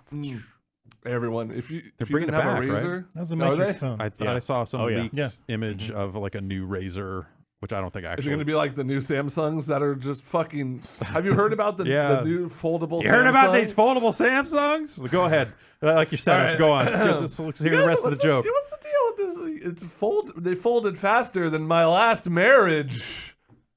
All right. No, No. It was okay. that's all right. Yeah, I mean, there was a logic to it. I'll give it that. Yeah. If there's nothing, my jokes aren't funny. They're just truthful. Great. I'm more I love like that. a Yeah, spirit. more of a truth teller. I like that. Maybe don't do the voice next time. What voice? You like You mean my true voice? Yeah. My yeah. Jay Leno voice. Oh, I'm sorry. Right. Your persona. I think my joke would have gone something more like, "Well, I'll tell you what. Even if it's broken, it folds a lot better than my last phone does." Which I don't know. I don't know. okay, too. There's like a That's- logic to it. I don't Yeah, think it's I'm funny. assuming that you have like an iPhone or a Right? Droid Yeah. Would or it help some if I sort like of pulled that? standard- It folds better than Like this one if does. you famously had a phone that everyone knew was Yeah. like the Jeff phone That's that right. doesn't fold. Yeah. It's the new hotness. The big red phone does not fold. I moved that phone from one room to another yesterday. Should move it into the office. Yeah, I was thinking about bringing it in and just like fake picking it up during the after show, because if you think about it, the after show really is Yeah. it is kind of the Huh. rebirth of the phone. Good idea.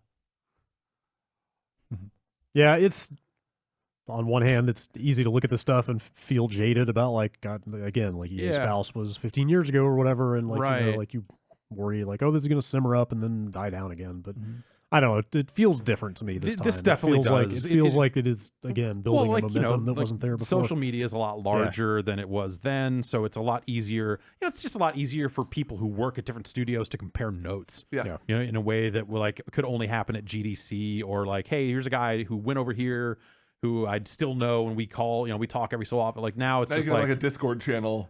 right It's of just the like I can't believe this fucking horse disgruntled shit. game You're like, you think workers. that's bullshit? Check this shit out. And yeah, it's but you know, I think it's like I said, I think it's something that we will hear more about in games this year for sure. And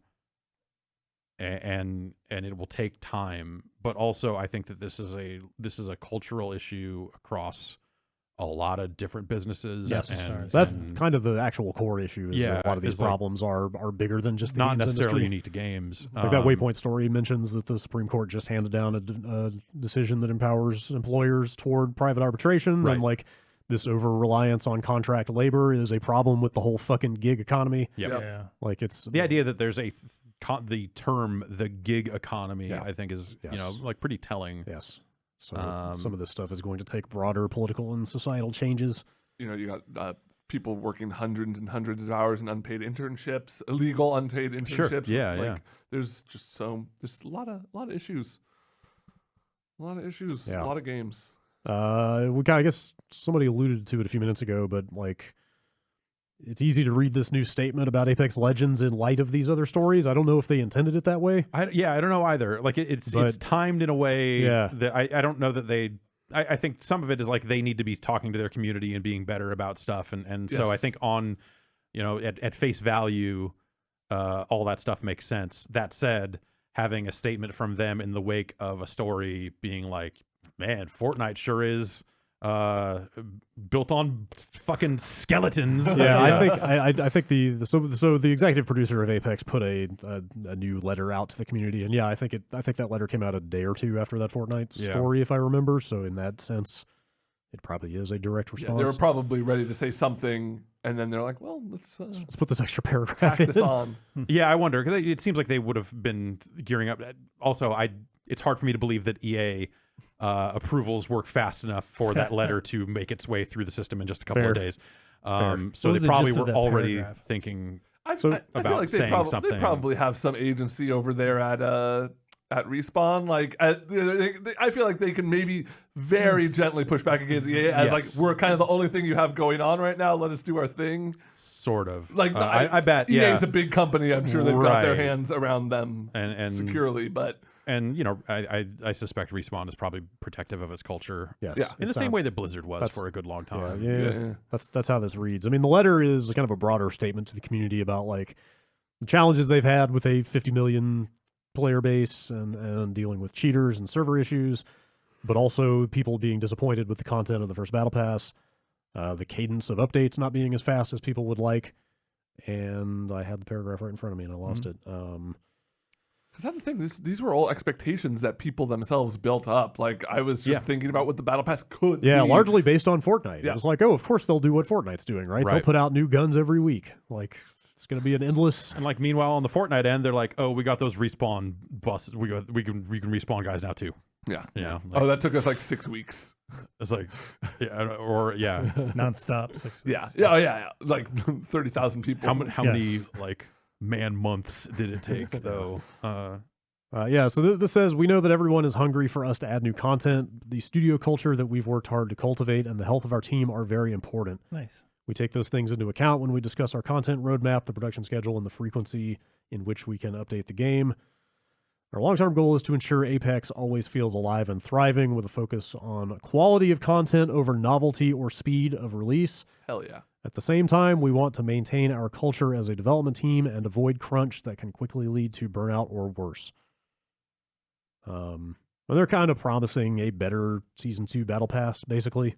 I think that makes sense. Yeah. You know, like I think it made sense. Like Season 2 is probably going to be the first Battle Pass that is able to be a reaction to the success of the game. Yeah, they're still figuring it out. Whereas Season 1 was probably almost was largely in motion and getting close to locked, probably even when that game came out. Right.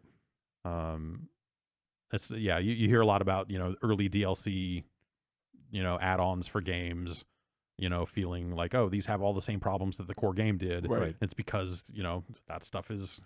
They were designing it with the principle of the idea of the core game is going to be already an A, good. Yeah. So this thing is going to be the same as that. Right. Yeah. As opposed to reacting to the actual feedback. Yeah, like Fortnite's in Season 6? 8 right now. They've had a lot of time to move and adjust and tweak and I'm excited. I'm still playing Apex, and I'm looking forward to better reasons to come back to the game.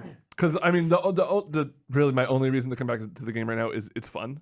Yeah. But like, there's a lot of games out right now that are fun. If it's fun plus I like these cool skins, there's cool or new I like shit, these cool guns, or these whatever, then that'll be enough to like get me really hype on it. Yeah, they say they will have Season 2 details at EA Play, which is the E3 adjacent event. Yeah. For Season 2, you can expect a Battle Pass with more meaningful content, the introduction of a new legend. Although, did they say legends for each season? I think they did once and kind of never again. I wonder if Octane is going to be it for Season 1. I think so. The introduction of a new legend, the debut of a new weapon, and you didn't expect Kings Canyon to stay the same forever, did you? Hell no. They're going to blow up Skull Town. Yeah, who knows? Don't blow up Skull Town. They're going to blow up Skull Town. Map changes would be a cool way to go. 2 ships. You can get on those dinosaurs. Okay. Yeah, you can get on the dinos and snipe. Oh, I want to get in the dino's mouth and snipe. Oh yeah, yeah. Like a nice one of the herbisaur ones that isn't going to eat you with the big square teeth that you can kind of sit on for stability. Sweet. So yeah, that stuff sounds promising and healthy. Yeah, good for them. Yeah. To pivot back to Epic for a minute, Tim Sweeney has been out there on Twitter trading. He's out there trading barbs. sparring. Who said Commander Keen was bad? Well, fuck you up. Epic Pinball is the best pinball. I don't know. Epic Pinball is really good. I don't know what incited this. Balls of steel. I don't know what incited this, but he got out there on Twitter at some point and started a tweet that just says, "Why 12%?" Like, I don't know if. Oh, I guess it's probably no one thing other than just the constant like discontent over the Epic Game Store exclusives and et cetera, et cetera. So at some point he finally apparently just got kind of, who knows, fed up. Tim Sweeney on the attack. Yeah, I mean he's not like going after people. No. But he's out there talking. He was out there talking about why they chose that particular revenue split, and like I think they may have mentioned this before that he says they net around 5% right now. After their costs and such. But I guess it's to his credit that a bunch of people were coming at him about like, oh, exclusives, anti-competitive, blah, blah, blah. And he actually like seems to have engaged some of those arguments in good faith. And then somebody basically challenged him to drop the exclusivity initiative. One brave gamer out there. Yeah. I don't even, let's see. Well, it's not worth reading through the entire Twitter thread. Is that really how it went down? Like more or less, okay. Yeah. Anyway, he responded to it. His response was, if Steam committed to a permanent 88% revenue share for all developers and publishers without major strings attached, Epic would hastily organize a retreat from exclusives while honoring our partner commitments and consider putting our own games on Steam. Huh. Such a move would be a glorious moment in the history of PC gaming and would have a sweeping impact on other platforms for generations to come. Then stores could go back to just being nice places to buy stuff rather than the game developer IRS. Huh. Yeah. So. Huh. Gotta give him credit for saying that. I'm trying to think that through, and I'm not a numbers guy. More of a colors guy. I'm definitely not a colors guy. Like puzzles. Yeah, I'm a dance man. Yeah. Oh. Yeah. And you would think that if there was parity at that level across the stores, that Epic would be enticed to do more exclusives to get people to be, to grow their base, right? But I guess they already have a base because Fortnite's huge, so maybe it's not about that. You could read it like that, but how I read it as he is, this is a huge leap of faith I am making, but it seems to me that he is coming from a place of genuinely wanting the ecosystem around PC gaming to be open, to be a little more open, and sure, it benefits with money in his wallet. But Tim Sweeney's wallet is probably not a concern for Tim Sweeney anymore. No, if I had to guess. But he runs a company. Sure, he's got to answer to someone. Like his net worth is like over $7 billion or something. But like insane. This seems like he's legitimately trying to push the PC game. Like Valve having exclusivity, we didn't know, or we haven't seen a world where recent PC gaming wasn't dominated by Valve. We're just starting to kind of see that, or by Steam. And we're just kind of starting to see that now, and it's kind of opening our eyes to, yes, developers could be making more money for their games. Yes, like server costs could be an issue that and eventually you could get to a point where stores are competing for users based on their own features. Yes. Where that's I think the thing that the Epic Store has been bad at so far is just on that feature front. And I guess you're right. That does kind of line up with what I think Sweeney's long-term position has been, where I think it was around the release of Windows 10 when talking a lot about the Microsoft Store and about how it is the end of PC gaming, and it is just like, okay, this is it. They're going to do their closed store thing, and everyone is fucked. You're like, strap in, because as soon as they build that OS to only run apps out of the Windows Store, this is it. Yeah. And I think he's walked a lot of that back, I think primarily because Microsoft did not run the store that way, and they're not, I don't know, they're running a particularly successful game store in that store to begin with. But they are selling games there. Yeah. And so, like his position has been one of openness if you look at the kind of long term. And I guess maybe the exclusivity stuff is kind of the one thing in recent history that you'd say like, oh, that's not the most open thing to do.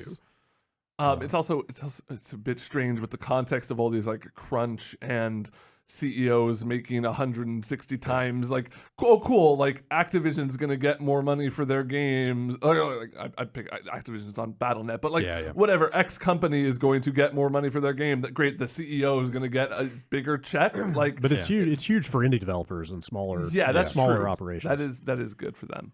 And especially because the sort of stuff that, like, over time, if that is stuff that also changes. Also, and remember that Valve made some revenue split changes recently, but they really only apply to companies making tens of millions on their games. Yeah, that doesn't really benefit the little guy.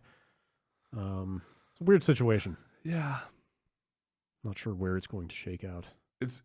I don't know if it's a coincidence or not, but like how weird, buying games and playing like it feels like every aspect of games is in this weird transformative period. Definitely. And like it's tied together in some ways, but some of this seems to just be like other problems boiling up. It's growing pains. It's cultural issues that are, in some cases bigger than games. It's the technological changes that we are about to start going through as more and more people try to lean on this streaming stuff. It's the business of games, I think, is in huge turmoil, and it's gonna be messy it's gonna be a very messy transition from one console to the next, I think, because of the different options and all that sort of stuff. Like it'll be fun to sit on the sidelines and watch that stuff shake out.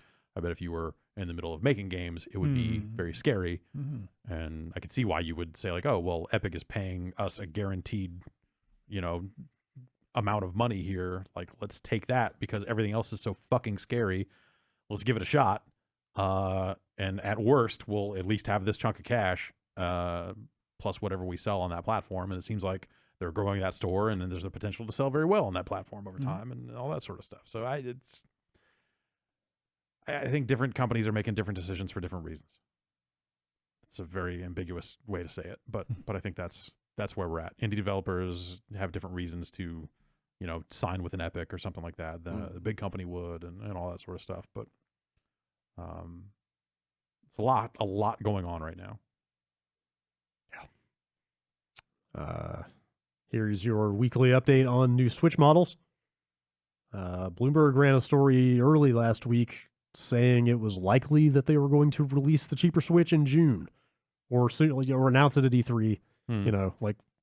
Like imminent. Very very immediate time frame for that thing to see the light of day. Although I feel like I saw that get reported differently at different places, as either that was going to be a price drop on the existing Switch or it was going to be that cheaper Switch. Seems like even that was not super clear. Anyway, it doesn't matter, I guess, because Nintendo's president has come out directly and said they have no plans to announce any such thing at E3. Oh.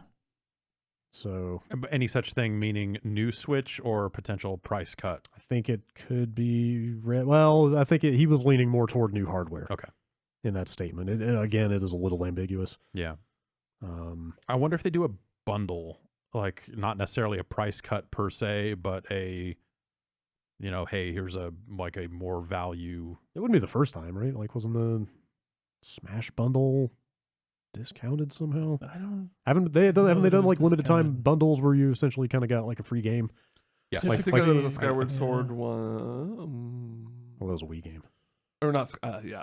Breath of the Wild. I don't think they typically do that outside of like Black Friday type. Maybe sales, I feel like they were very brief windows. I'd swear I saw that stuff at like Costco. There was like a Mario Odyssey. It's like kind of the same as the base price system, just with a game or something along those lines.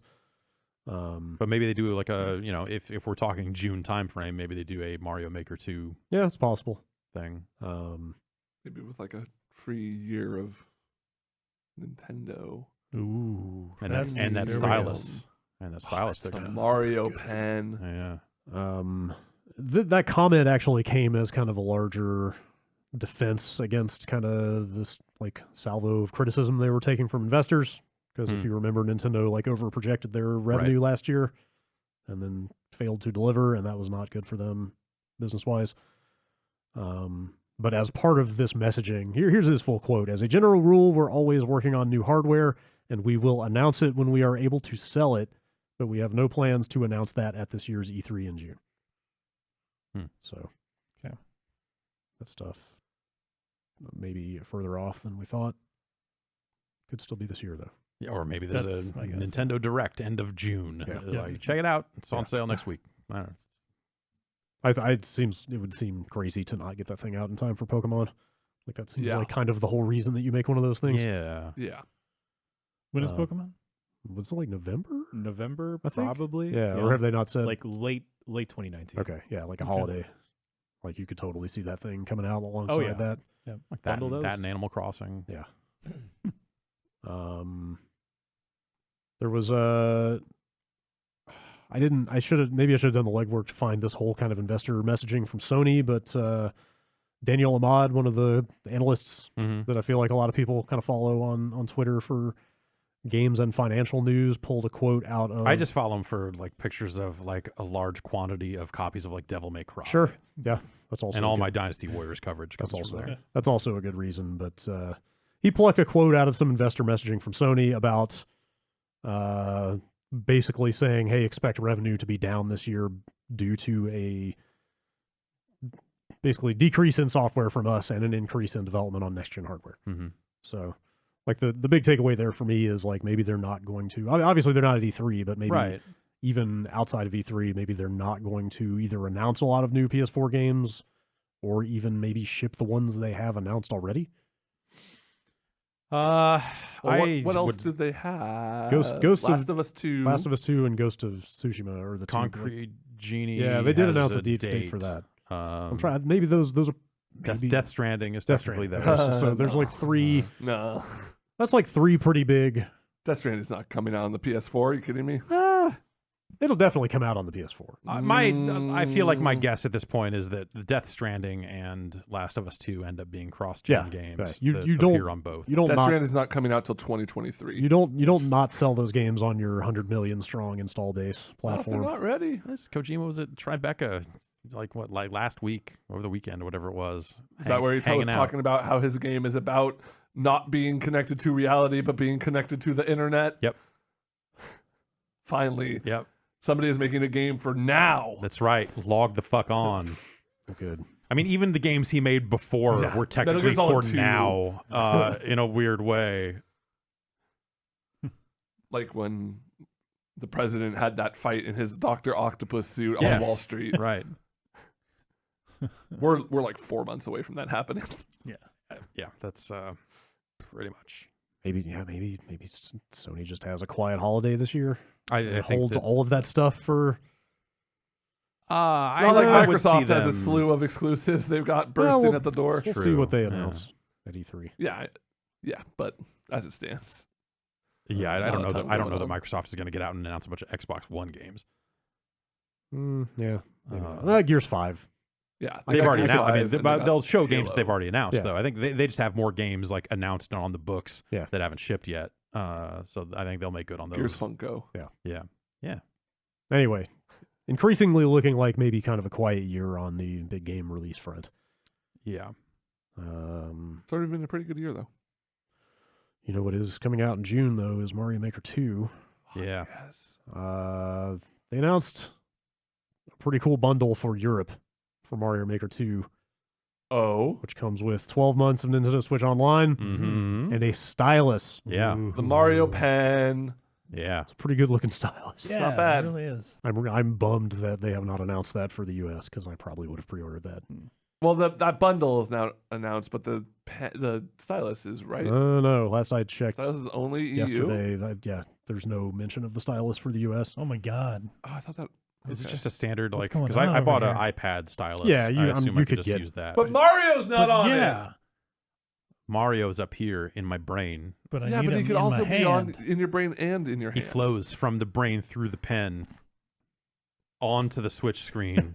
I'm gonna just because as I you- make it so he falls onto spikes over and over Just again. because you eat a bunch of mushrooms doesn't mean Mario lives in your head. Mario lives in my head. Super Mario Brothers 2 is A, real, B, Not- taking place in my head all the time. Wart is there. Oh no! Hello. Mouser. You got a head full of turnips. Head full of ninjas. I'm gonna get one of those gloves with the capacitive fingertips. Yeah, Then I'll have 5 styluses to use on Mario damn. Maker. I got a pair of gloves that do that. I needed a pair of There you gloves go. and just bought a pair of gloves that had touchy fingers. I'm just gonna use one of those little sausages they use in Korea. You're set Smart. for Mario Maker 2. A number of outlets looking at this bundle and kind of intuiting that, hey, Nintendo Switch Online will probably be required to do all the online stuff in Mario Maker. For sure. That's a good call. Since there's this bundle that is including a year of it. Yeah. Maybe you can like download people's levels or something, but like I imagine. Because yeah, wait, what is that game? If they're like, Right. What is what offline is that game? version of that game? I mean, you could just make other levels and play them locally. You know, you could share them with your friends over local wireless. Yeah. Like Mario Maker for 3DS was shitty. I forgot that was even a thing. Yeah, and some of it was based around like, oh, well, you aren't necessarily going to be on the internet all the time. And Mario Maker 2 being a Switch game that you haul from place to place and don't always have Wi-Fi, we'll probably have to have some kind of significant offline component and feature set. Speaking of Mario, I have something shameful I need to get off my chest. I've been playing through Dreams, really briefly looking at the tutorials. This is kind of the game where you can create games within a game, like a Little Big Planet sort of thing. And it's really easy to just mess around with like blocks and scripting blocks and doing little platforming stuff. And I was just like, in my mind, I was like, oh, I'm gonna like look up some Mario stuff just to like kind of get an idea of what 3D platforming looks like when it's well designed. And you know where the first place I went to? Super Mario Sunshine. Those bonus levels in there. Oh wow! You know those are terrible. What? The one where you don't have flood and you're just like, those are good. The camera is so bad. It's the worst part of the whole bad, game. But the design, no, that's the best part of the game. The camera is so you don't bad. Have flood. But the camera is so bad that it's like I think it's the most frustrating part of the game. You just because gotta have of the a camera. light touch. So it's just the game controller is too bad to have a light touch. Tell it to me when I do my perfect pivots. Disgusting. Also, I didn't spend a lot of time looking at it because it was kind of fuzzy, but there are some like low quality photos of some promotional materials for Mario Maker 2 from Japan floating around. Yeah. It's got some weird shit in them. Like what? Like there may be space levels where you sort of float like the underwater levels. Okay. All right. Looks like some new tile sets, like an actual new background graphics for in the existing styles. Yeah. Some like crazy crane looking grabber doohickeys some weird stuff. Huh. Meowser is in there. Yes. Right. Yeah, because the cat suit's in there for you to use as well. So seems like they're maybe adding. In it. Is there just like an item you can give to characters, like a crown, the crown swap Oh, item? yeah. I guess that's the obvious direction for them to go. Right, is to add a bunch of like stuff that seems like it could be from old Mario games, but is actually new. Yeah, because it'll be cases like, oh, well, if you know, and some of that will come just by virtue of like how they build those tools, right? Is like, okay, like yes, Meowser makes sense. You plop down a Bowser and then you drag a cat suit on top of him, and boom, there you go. You know, that's how a lot of that stuff works. So, Let me put but the idea of like making new tile sets and new mechanics. Oh yeah, there was one that That's was like neat. the new Super Mario Brothers aesthetic with like large jets of lava shooting up like in an arc I think they may have out of the ground. Maybe that's not new. Let me put the match game from Mario 3 where you're trying to make like a star out of 3 portions in the game. Just but in you the can middle of upload your own level. pictures, just Yeah. like here's this photo of DMX I uploaded. Or like, Yeah. I think it'd be cool if you could make worlds and overworlds and stuff. Yes. Like that. Oh, too. yeah. That'd be like a fun. Yes. Yeah, being able to put out Theme like your a levels. set of levels would Yeah. be really cool. Like, even if it's just 4. Yeah, like here's a world, 4 levels. With the touch controls, it seems like it'd be easy to just draw like a Mario 3 style, like kind of track and place objects around and stuff. That would be cool. Fucking A. They should do that. Yeah, they should. All right, last story. This was a one-day promotion that was yesterday, so it's no longer active, but it is telling, I feel like. Best Buy was straight up giving away PlayStation Classics yesterday. Whoa. So Please. if you bought a PlayStation 4 Pro, please take these. You just got a free PlayStation Classic with it. No, I'm good. No, but we put like 6 in this fridge you bought. Here you go. You can just please just get them out of here. Like, oh, I had them come in and do cabinets in the house. You just open them and just like PlayStation Classics are falling out on top. You're like, ah, yeah. They're already down to like what, $40? Yeah, that thing has been on sale for like $40. the price for fluctuates. quite a Yeah, bit. it doesn't always stay at 40. It's not even a good coaster. I think it looks cool. Like they did a good job of making a small PlayStation. They did a good job of modeling this plastic to look like the thing you remember, but smaller is the best thing you can say about it. I'm going to buy a 3D printer and just start printing out small versions of old tech and blow your mind. Yes. And you put a Raspberry Pi in it, it's going to be better than what There you go. you can buy.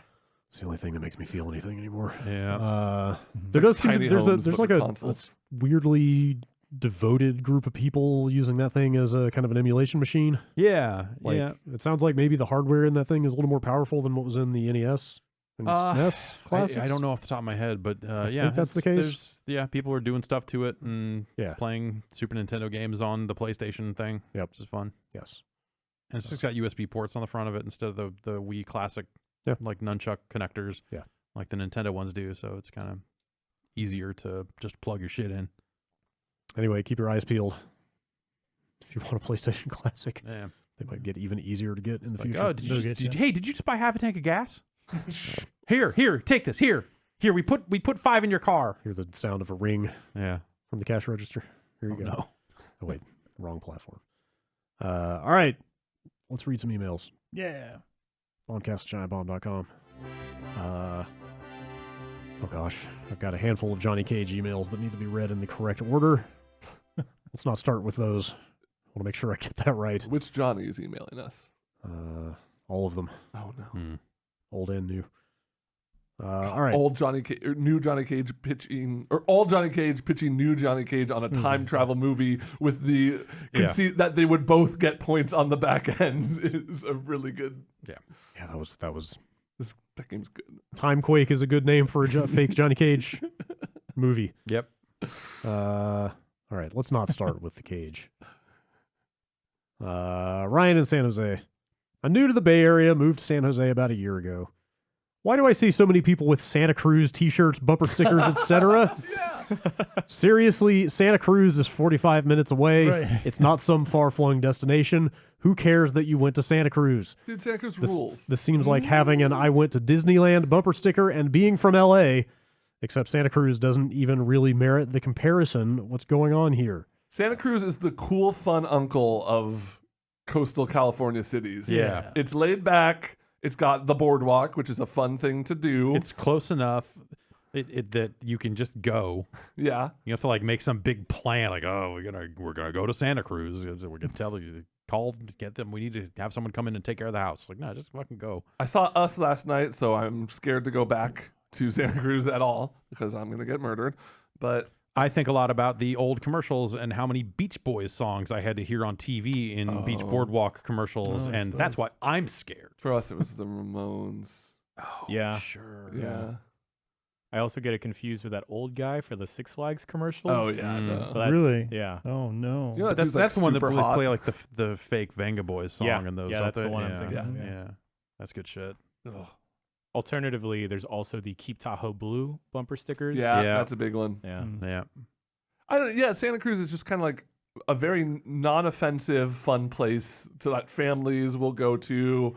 I feel like everyone knows somebody from Santa Cruz who's like kind of like a you know, like maybe 2 people from Santa Cruz. One who's just like happens to be from Santa Cruz, and one that's like, the Santa Cruz guy. yeah, he is like wearing a fucking drug rug and Yes. flip flops. Maybe not the poncho anymore, but The Santa Cruz logo also doesn't look half bad. It's not compared to other It's kind of cities. It Yeah. looks kind of cool. people go to school there. Yeah. Yeah. People kiss banana slugs. Oh yeah. Is that like, do you get high off that? Is it like a psychedelic? Santa Cruz, man. All right. Santa Cruz thing. Evan in Seattle. My pitch for the name of the next Xbox is Xbox 10. Points in favor, brand synergy with Windows 10, twice as good as the PlayStation 5. Ooh, that's math. They're gonna be on the next Windows soon, huh? Yeah. Or I guess I don't yeah, think Windows they 10 are. was designed as a platform to Yeah. just be like a going thing. Yeah, so I think it's going to be Windows 10 for a they'll while. call it the Xbox Redstone 3. No.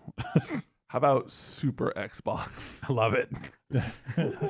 Oh, you got that Super Xbox? You're just that you have an Xbox? Oh, I have a Super Xbox. Oh shit. Don't even fucking talk to me. I'm playing Halo 10. Halo 10 would be a good name Halo 10 would be a better name than Xbox for a 10. console. I got that Halo 10. Kind of a similar related question from Alex in Weymouth, Massachusetts. I guess that's how you say that. Last week, you pondered the possibility of the Xbox One S with or without the disk drive staying compatible with the next generation of Xbox games through streaming, combined with the rumored leak that the next generation of Xbox will have 2 configurations at launch. Where does that leave the Xbox One X?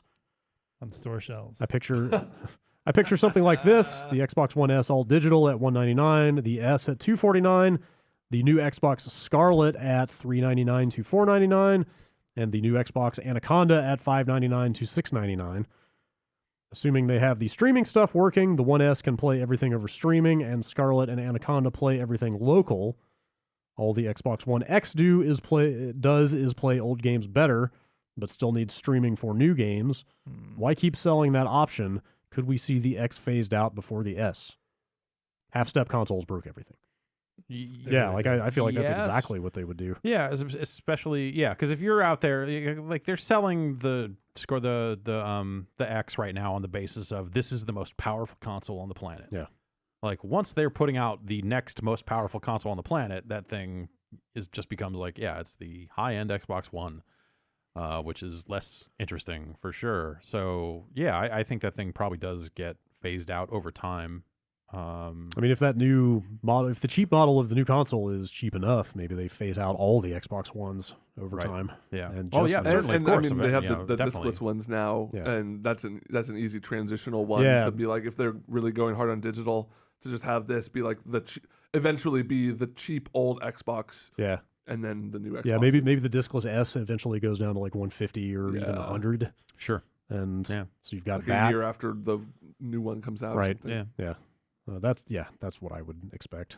But those are kind of blowout prices, I would think. Because Maybe at some so. point, if you're selling a $100 item, you might as well just be selling a fucking Chromecast or something, or whatever. If it's just going to do the streaming stuff, Sure. and go that for sell that for $89 or $50 or whatever, depending on how much processing power you want to have Maybe in they'll that. throw in a PS1 Classic. There you go. Yeah, it is just a PS1 Classic that they have flashed a new firmware to that runs their streaming stuff. It's great. It's discless. Yeah. But yeah, I guess it depends. Like, if I would expect that the lowest tier version of the next Xbox will run Xbox One games at least as good as an X does now. Yeah. You'd hope. Maybe some compatibility issues around the edges. I don't know. Too many SKUs. Yeah, at some point they'll just need to pare it down. And the same way that like, hey, you don't find PlayStation 3s on store shelves anymore either. Yep. Makes sense. Yep. Let's just get all the new console emails out of the way at one time. This is from Sam. With more games and even hardware offering an expensive version you can buy to play or use early, is it possible consoles could have similar offerings next generation? He puts this in quotes. You can play the Xbox 2 a month early if you buy the $619 Founders Edition. Make the early adopters help pay for the higher-end hardware while it's still expensive. This already happens to some extent, but I'm not aware of a console being marketed in this way. I would love to watch this happen. I think that at launch I don't think they'll have trouble selling the high-end version. There are enough enthusiasts out there that will want like the best version of a thing that I don't think they need to limit it that way. Yeah. They want to have their big marketing push. They want to have their huge launch. They want to make a big deal of it. Yeah, I don't think it's in their interest to constrain their supply like that. They want to get it in as many houses as they can. Yeah. But also they already do weird stuff like that. Like what was the Xbox One X? Just like the Project Scorpio edition. Yeah, but that was like and for the original Xbox One, they did their like day one edition version that came with like the controller that I found my day one controller yesterday.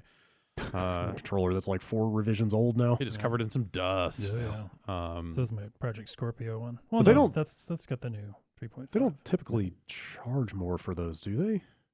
No. Or is that usually the same price? I think it was just if you pre-ordered, Yeah. you could get that version. Yeah. Or you could opt to pre-order that version and get it. So yeah. But yeah, it's hard to see them actually selling a limited number early to a small group of people. Yeah, because just for the purposes of like multiplayer games and connected experiences and so on and so forth, you want as many out there as possible. Otherwise, can't find anybody to play with. Yeah. All right, this is a tough question from Alejandro. Is the blue flight suit worn under Samus Aran's armor called the Zero Suit? Or is this name a reference to the fact that she is without her usual getup, Samus with zero suit of armor? We know it's from Zero Mission, but that sounds like a cop-out. It's from Zero Mission. It's not. She has a suit. She's not Zero suit. It's not the same suit. She's in the Zero suit. Yeah, right. Because it's not that she has Zero. She would suit. be nude if she was a Zero suit. Okay, as the second. Well, in this, so do you think like a pair of underwear would count as a suit? Yeah, he seems to be asking: is does suit just mean the power armor? I or think does it you mean can call her anything? blue thing a suit because it's got like some like haptic looking stuff on it. Okay, as long as there's tech in there. Yeah, there has to be some kind of tech. It's moisture wicking technology, right? Of course. Like at the end of Metroid for the NES, and if you beat it fast enough, that's a Zero suit Samus. Yeah. But that's like Zero. That's Zero suit Samus, not Zero suit Samus. Yeah. All right, it's settled.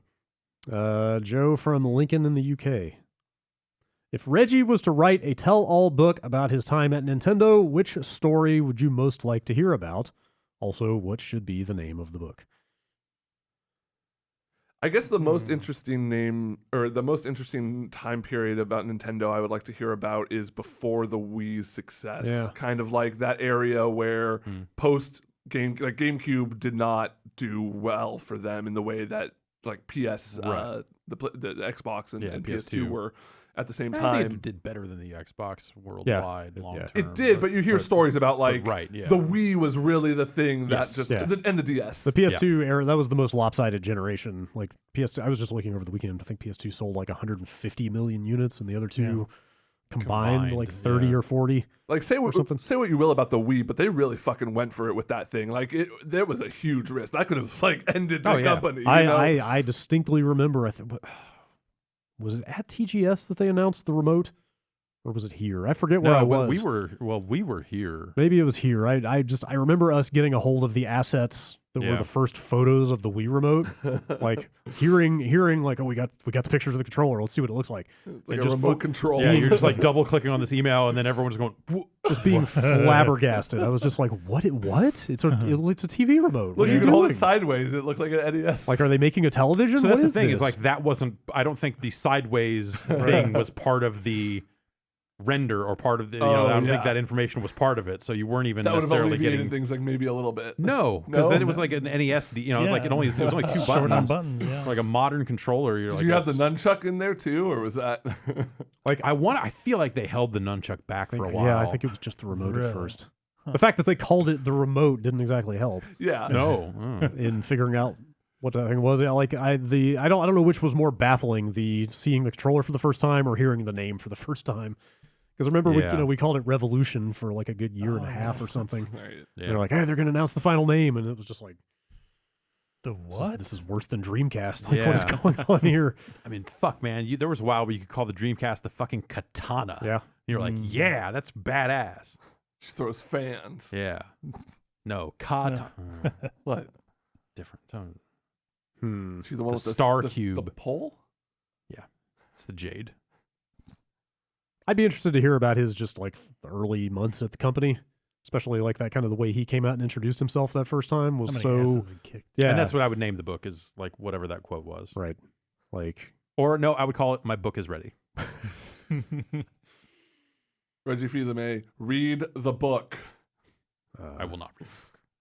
Yeah, I will listen to the audiobook. Like to come out, I mean, like it's not like it offended me or anything, but for this big, large, imposing guy to come out and use some kind of rough language at the front of this Nintendo conference. Rough for a Nintendo. Yes, that's what I mean. Like for such a What's up, motherfuckers? For such a family friendly conference or blast company. Mario into your anus. Well, like Nintendo, like especially then was sort of like the Disney of video game companies, right? And so then he came out and said, "I'm Reggie, and I'm here to say Mario fuck." And you're like, "What is even happening?" Oh my god, this guy said ass. Push Miyamoto into a locker. Oh god. Yeah, like I'd be curious to hear about just like what it was like when he got brought in, and what that whole process was like with him becoming kind of the face of the company in some ways. I want to know more about the Bigfoot pizza. What? He did the Bigfoot pizza back when he was at Pizza Hut. Oh, right. Yeah. Huh. Okay, then. I didn't know he was there. Well, I would read that book. I would totally read a Reggie book. Email from Jeremy. I feel like we're still a good 10 to 20 years off for like the tell-all book of like the modern era of video games to start being a thing. Yeah, you know what? I've had this email sitting here since March 4th that I keep meaning to read and haven't, so let's just read it. Stephen from Lincoln, Nebraska. What are some good books on the video game industry, whether for individual studios, persons, or the entire industry as a whole? Everyone knows Masters of Doom, but what about others? I'm currently reading Jacked, the book about Rockstar's birth, accumulating at the hot coffee discussion, and am enjoying it. Are there any other books about video games or the industry you would recommend? There's some good bundles from like Story Bundle, I think, that have a lot of like not necessarily tell-alls, but like it just really informative stuff and About specific like deep games, dives right? on about like specific deep games, dives yeah. on like the like Japanese games, in particular. Are those that series tends to title the books just the same name as the game? Yeah, Like to help people find it. I think I Right. know what you're talking about. I don't know. I feel like my recommendations on this stuff will be a little out of date. Yeah, I can't recommend anything because I haven't read the ones I'm interested in, but I've always wanted to read Dean Takahashi's 2 books about the Xbox and the 360. Yeah. I think those were maybe like the last ones I like read. Because I mean, the 360 one straight up goes into the like rush to market and the Red Ring and all that stuff, right? Yeah, I think so. Yeah. And then the other one that comes to mind is I forget the name that they're actually making a cable series about now. Console Wars. Yeah, about the Sega, Yeah. the Sega Nintendo 90s Tom Kalinske stuff. Mhm. I've wanted to read that as well. I was about to say I've never read a video game book, but the only one I have, and I highly recommend it, is the one, Derek, you wrote. It's just called Spelunky. Yeah, I've heard Spelunky. I've heard that's really good. It's a part of a series called Boss Fight Books. There's a bunch of them. There's a couple of older ones that are probably like some of them have been updated, but they're probably woefully out of date at this point. But at the time, I liked Phoenix by Leonard Herman and Steve Kent's book, The First Quarter. I thought was all right, but it's been a long time since I read those. So, but that's I'm sure a lot of I know Phoenix in particular has been updated with new material over time, but I don't know if any of that stuff is actually any good or not. But I don't know. I always liked reading stuff about like the stuff at Atari. Like the weird fucking rise and fall of Atari and that sort of stuff. Alex Rubens wrote a book about Missile Command, which I wrote the foreword to for disclosure purposes. That gets into some of that stuff. The Atari stuff always just calls to mind, like hot tubs and cocaine. Yeah, and, like, exactly. all the skeezy stuff. The debauchery and the fucking lack of sleep and holy shit, we had to code this entire game. We had to come up with this concept and build this game in a really tight timeline and the whatever. There you go. This industry was founded on fucking crunch. Yeah. Fuck, man. There's some stories in that Atari stuff that are just nightmarish. Yeah. All right, next email. What up, Bombcast people? Jeremy from online here. Hi.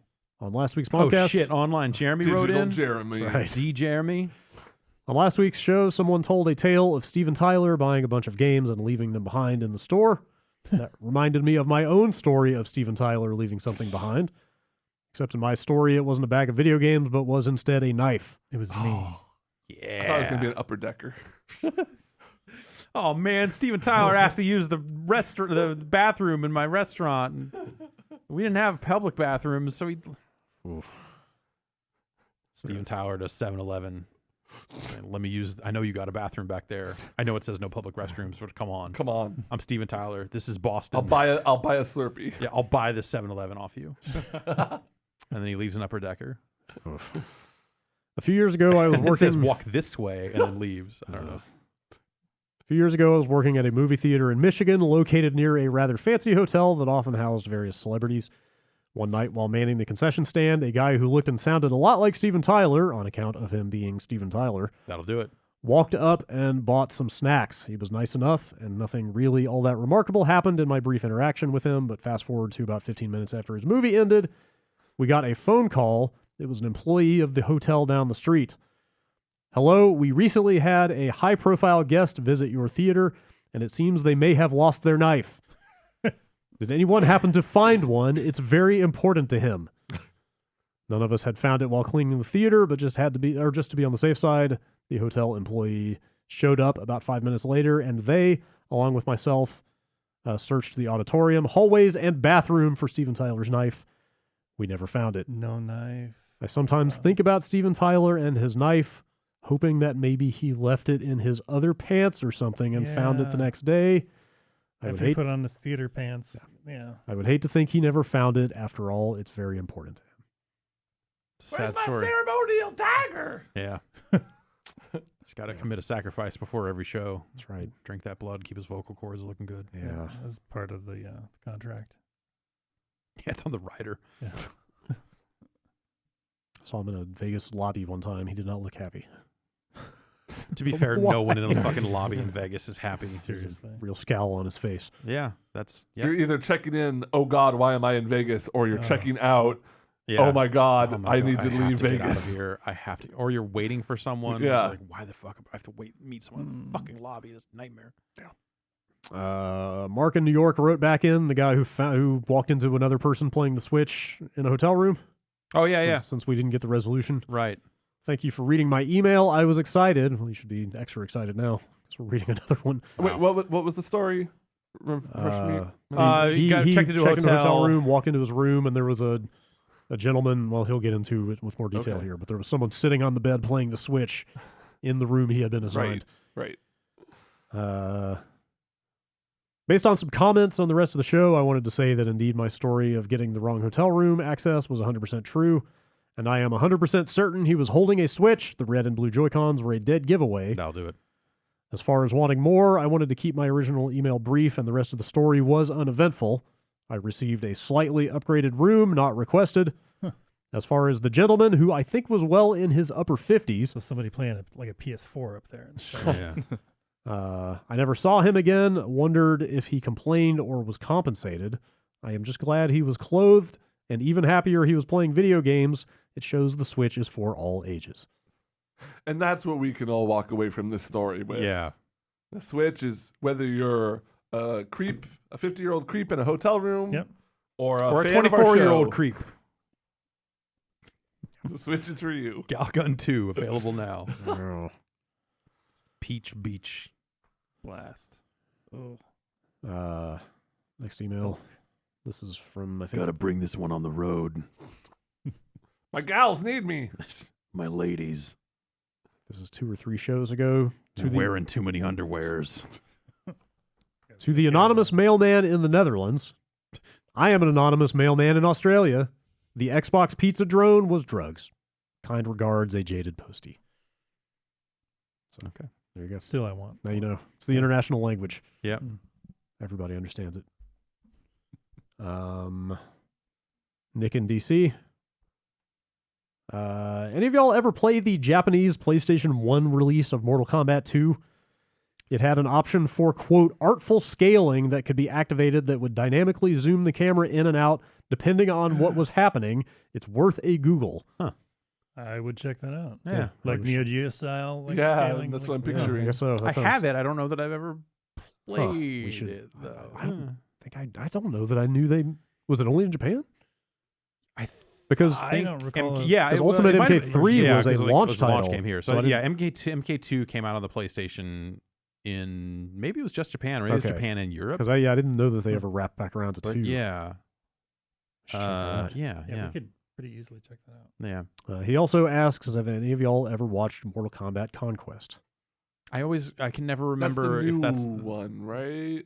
Oh, is it? The web series that the Street Fighter guys Oh, did? yeah, that was. Is it? Yeah. Yeah, that looks really good. I watched like one of them. Was that something they did with the release of X, maybe? Oh, or was this the thing that what's his name was in, the actor? Oh, wait, no. This is from 98. Yeah. Oh, Okay. Oh, that's never the mind. martial arts television series that aired from 1998 to 99. Okay. I did watch This that. is it's the live action one. Yes. I did not watch all of it, but I have seen. I really want to. I really want to carve out some time and watch that and the cartoon.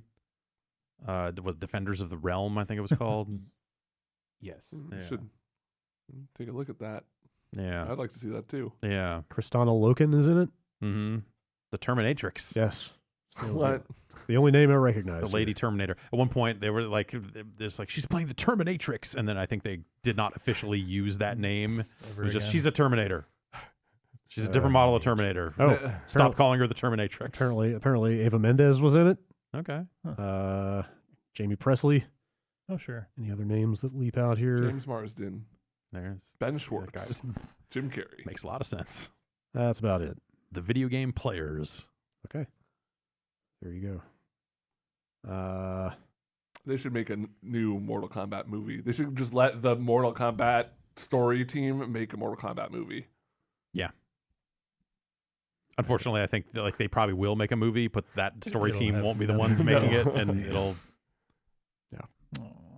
Lewis from Melbourne, Australia. What about anime? What if they did the Animatrix, but for Mortal Kombat? Yeah, just different style. Each Yeah, one's a each different one's style. different style. Just here's your Sure. deep dive story on. Here's the Shaolin Monks episode. Yeah, here's Sub-Zero doing shit. Yeah, That's the name of it. Sub-Zero Doing doing shit. That's chapter 3. Yeah. A day in the life of Quan Chi. It's just a slice of doing life. He fucking laundry. works in a bookstore. All right, Lewis from Melbourne. Oh, he has to go on a date with two. He got dates with two different girls at the same restaurant, and he has to swap Yeah. between different forms. Damn it, Quan Chi.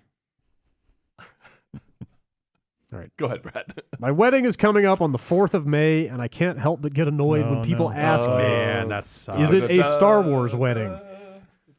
Am I in the wrong for being frustrated with this acceptance of brand dates and themes, or am I I fucking hate that shit. Or am I correct in thinking it's dumb to assume a date holds merit with some fan base irrelevant to me and my partner's wedding? Was that there? The thing, the Star Wars thing was one thing. Whatever, it is what it is. I think it was when when they were like, well, there's numbers in Alien. Could we do that? Yeah. God. Like March 10th is now Mario Day. Yeah. Here's the thing with this specific instance. If you're listening to this podcast, chances are you're a bit of a nerd, and You fucking take that back, man. you like the video games, and it's You're not a someone huge cool leap like Steven Tyler. It's You're not into a huge fucking leap knives that- and video games. that you would like Star Wars. Your friends probably think you're like a big Star Wars guy. I'm just casting some, but it's not unreasonable to think it's Joe's wedding, and it's on May 4th. I would think it was a May the 4th be with you thing just right away. You can't have that day is just a day. That's a holiday. It's a U.S. holiday now. You can't have a thing on that day not be a Star Wars thing. You're You letting don't the want it to Hallmark be. people invent more holidays and sell more fucking Are there greeting cards for this yet? For sure. Oh God! You go to StarWars.com. Oh yeah, you go. I'm not saying hey, print these Oh, out at the Hallmark Yeah, store. can I walk into a okay. store and buy a fucking? I'm sure they sell Star Wars cards, but do they sell them for this specific day? I'm positive they do. They have a little temporary thing that they put out for a We week. live in a nightmare. And a society. Oh, you thought that it's not bad enough that all the real holidays have been corrupted by crass consumerism. It's then suddenly we need to assign a day to this fucking brand so that they can announce and sell shit. Here is a May the 4th indoor dance party greeting card on Hallmark.com. For you to buy? Is that This appears to be a digital only okay? card. Digital cards don't count. Oh. Okay. Can I get a jib jab? Can I get a May the 4th jib I don't jab? think they sell a physical version. Can of I this. get one of those fancy cards that have little pop-ups in them? And I open them up. It's there's a little shield bunker, and then there's Ewoks, and it makes he plays Yub Nub, and then Boy, Etsy has got some cards. Oh well, Etsy's got. Yub the nub be with you. Let me tell you. Now you're talking. I'm upset Corduroy Day never took off. I went to a small gathering on 11/11 to celebrate Corduroy Day, and that was the only one I ever went to. Never took off the year afterwards. People got against corduroy. I don't know. 11/11, baby. Let's bring it back. The only holiday that matters is 3/11. Agreed. That one's Never forget. This email was signed Pop from our website. What's up, Pop? I recently made a new PC build, and I'm looking for that one game that looks and feels amazing on the PC. Shit. I played Apex and Warframe, and they look great, but they didn't blow my shoes off. Any suggestions for what game I should get? Real Minecraft. shoe blowers. Minecraft with ray tracing. the Minecraft path tracing, ray tracing mod might be the best looking thing out there. Huh. I don't know. When I like- bought my G-Sync monitor, I went to Wreckfest. Yeah. And Titanfall 2. Okay. Yeah, I don't feel like And- there's like an obvious crisis right now. Yeah. Like there's not like that one game that just. Oh, this is an looks- obvious a crisis, just benchmark, not for right. video games. You know what could be fun is like I'm imagining like very large scale, totally accurate battle simulator battles because Okay. that can get really chuggy. That's Once true. you start getting into like dozens of units. I feel like Witcher 3 is kind of up there, but it's still not quite maybe old enough now that I wonder Yeah. like, if it would be not as hard to run it well. like Cyberpunk something- when that comes out will probably be a good Something one. with like a high texture, high res texture Yeah. pack. Monster Hunter has one, Yeah. but I'm not sure if that's the one to go to. MK11, if you install the, have you seen the mod going around for it? So Oh, the nude mod? yeah, So that frame rate mod. yeah, I saw. Oh, I was can't wait to watching see YouTube. Kano's junk. it unlocks. So the frame rate in like the crypt and in the intros and fatalities is locked at 30. Yeah. And so it unlocks that. Okay. I think it And looks so kind of cool fatality- yeah, it for the looks kinda fatalities. cool, yeah. For the crypt, it doesn't make as much sense to me. I feel like that should be Yeah. that should be jeez. smooth. But Yeah. Oh God, did you see it running on the Switch? I saw that side by side of like the bridge. yeah, Yeah, the Switch. that Ed from GameSpot posted on Oh Twitter. That my was God. rough. I Good mean, apparently, Lord. It looks like an N64 Yeah. fog, like level of fog. like you couldn't see more than like 10 feet in front of the Yep. character. It's crazy. I mean, people were saying that's like the worst case scenario in the Yeah, entire game, sure. but it's But the still, fact that it's even in there at all. it's I still guess they pretty had a rough. patch that was like 9 gigs. Wow. Added the fucking moon. Yeah, well, probably added the character tutorials, which were not in it. Yeah. Oh, right. Oh wow. Not that you would need 9 gigs. Well, anyway. Right. Who knows? Yeah. Wade from Eugene, Oregon. I've dug out old Nintendo consoles from the NES to the GameCube many times over the years to play some of my favorite old games because playing it on an emulator with an Xbox 360 controller just isn't the same. I even bought a CRT at Goodwill to play Mario Party on. I think I'm mostly trying to recapture what it was like for me playing these games growing up, born in 1996. I rarely finish a playthrough of anything I emulate, Yeah. but was even able to finish Majora's Mask on the shitty GameCube version. I had a much more enjoyable time playing this way than the few times I'd tried on Project 64. Does this make me a cartridge fetishist? What makes someone a cartridge fetishist? I can at least identify with the thing of like emulating something sort of cheapens it in a way where I don't You don't stick stick with it. for more than Yeah. half an hour I think some of that is like or something. a lot of people don't necessarily put a lot of time into getting their emulator shit set up properly. And they're just like, oh, I left bilinear filtering on and everything looks like fucking trash. And they might not know that, like, hey, this is the directory that saves are stored in, and you need to keep it across versions. So, whoops, I upgraded versions and I fucked it up and erased all my saves. And I mean, I've lost saves and stuff like that plenty of time. We lost that Snatcher save. Did we? Oh, bummer. Oh, You know, man. we changed PCs, studio PCs. Yeah, that'll do it. Yeah. And so shit like that will happen. I think that happens enough times. You get to a point where you don't get attached to any save that's not on an actual cartridge or piece of hardware or something like that for sure. So I think that's a real thing. Yeah. For me, like I was way more into emulators and stuff like in high school and college when I was just like, oh, I Poor. can play all these old video Yeah, games and whatever. But like, I enjoyed it more on the emulator for reasons like save states, like a turbo, you know, just like skipping through cutscenes and stuff like that, or like a lot of walking if it's an RPG and I'm just gonna hold, you know, forward and tab or whatever the fast forward button was. It was just like playing on playing my favorite game on a computer that's functioned to be, and like I sure like there's a nostalgia sense tied to like even stuff like the smell of a cartridge and the feeling of like popping in a Super Nintendo cartridge that I will like modern games doesn't give me at all. It's a good feeling, yeah. It's a good feeling, but it's not enough to make me want to like dig through my closet and look for something. I think and hook everything up. Yeah. You got to make sure that you've got the right kind of TV and dealing with all that. Buying shit a CRT and stuff like that. You gotta buy one of those little portable Hello Kitty ones like we had in here for the Smash. That's right. Yeah, the modern conveniences of like emulation is enough to sell me on that. Like Ben said, it's kind of nice to go back every now and again, but man, yeah, it's It's a lot of work. It's been something nice about that Mister stuff is like the latency and stuff feels nicer, so it feels like it's a lot closer to real hardware. That's the ultimate promise of the Mister to me, is the idea that it could one day be indistinguishable from the real hardware. And you get some of that stuff in terms of those conveniences. Like they're not doing save states or anything like that at this point, and I don't know that they will. It's not easy. Yeah. But they did start doing cheat code support for NES. Yeah, Game Genie. It actually literally is the Game Genie. Dude, talk to me after this. With the Arabian 30 scimitar lives. and shit? 30 lives? Man. Cool. And yeah, that's there are ways and more ways in the works to hook real controllers up to that thing if you care about the real controller feel and all that sort of stuff. If it's a good controller, that. Yeah. Like if we're talking like 3-button Genesis, I could pass on that.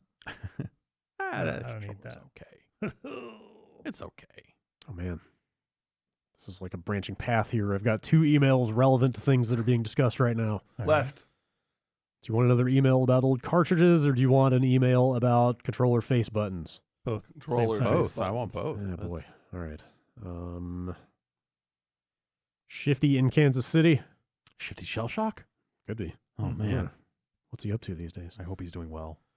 If Nintendo, Microsoft, and Sony mustered all of their courage and chose to do the morally correct, upstanding thing for their next-gen controllers and added 5th and 6th face buttons, never mind. what could they label them?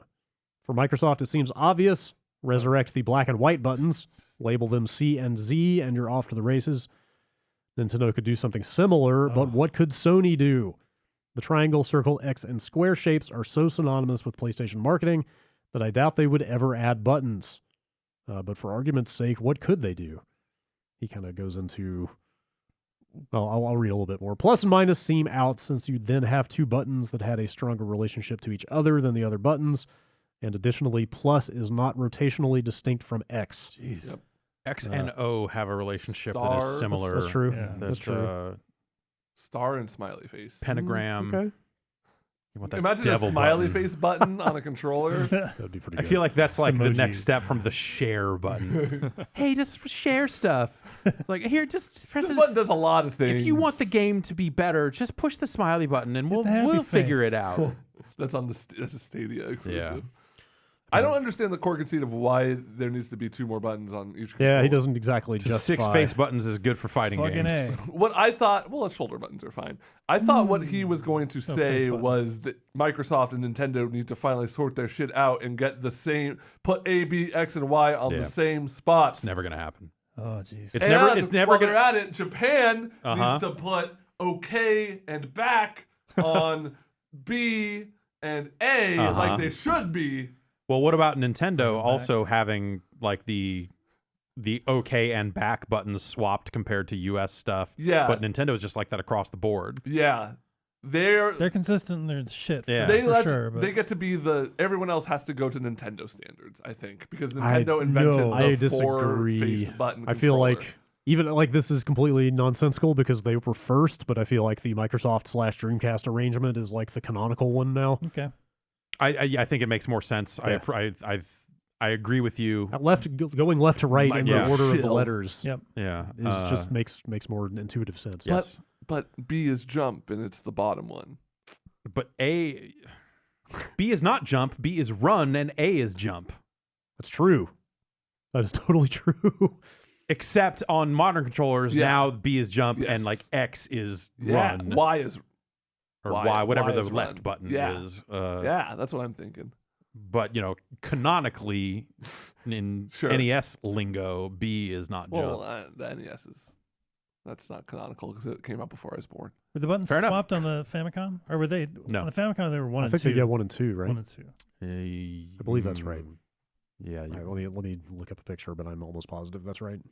Like Roman numeral 1 and 2. Yeah. That's how the PC Engine and TurboGrafx were 1 and 2. Mhm.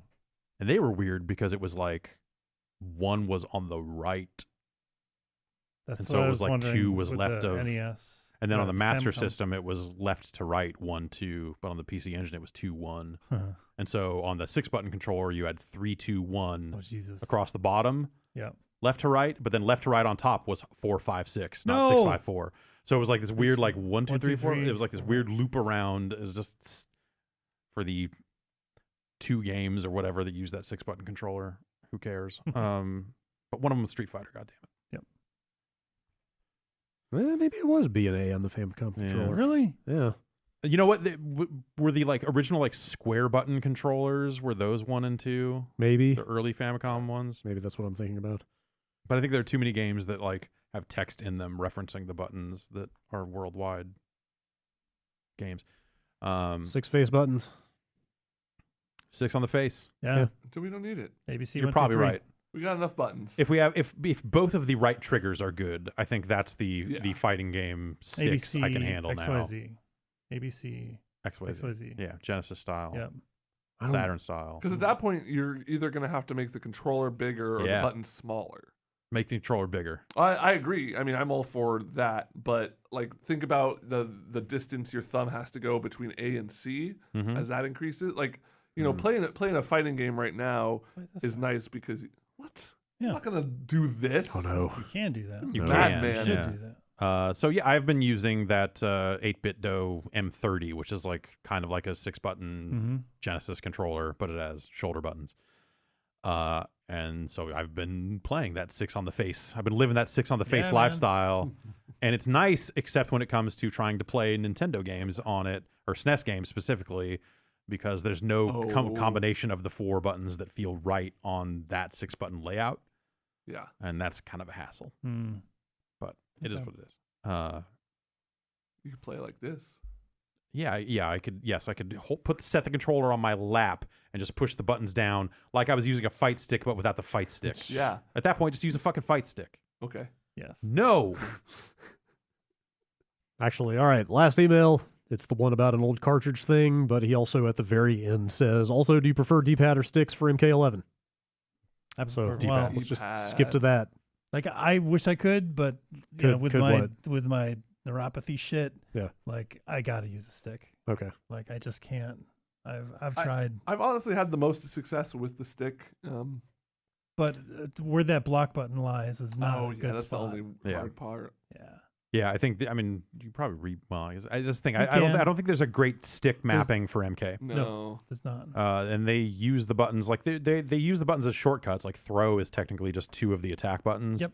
But I use all the short. It's one of the few games where I use all the shortcuts and they feel natural. Yeah. That's always been one of the games well where all the suited. top level players are pad players. Well, not all. Really? But, Oh. quite, like Sonic Fox is a pad player. Oh. Like, and he's one of the best. MK Yeah, I think that players. those games have become pad games. They're for me. very well suited Totally, to like Street Fighter. I think that that arrangement.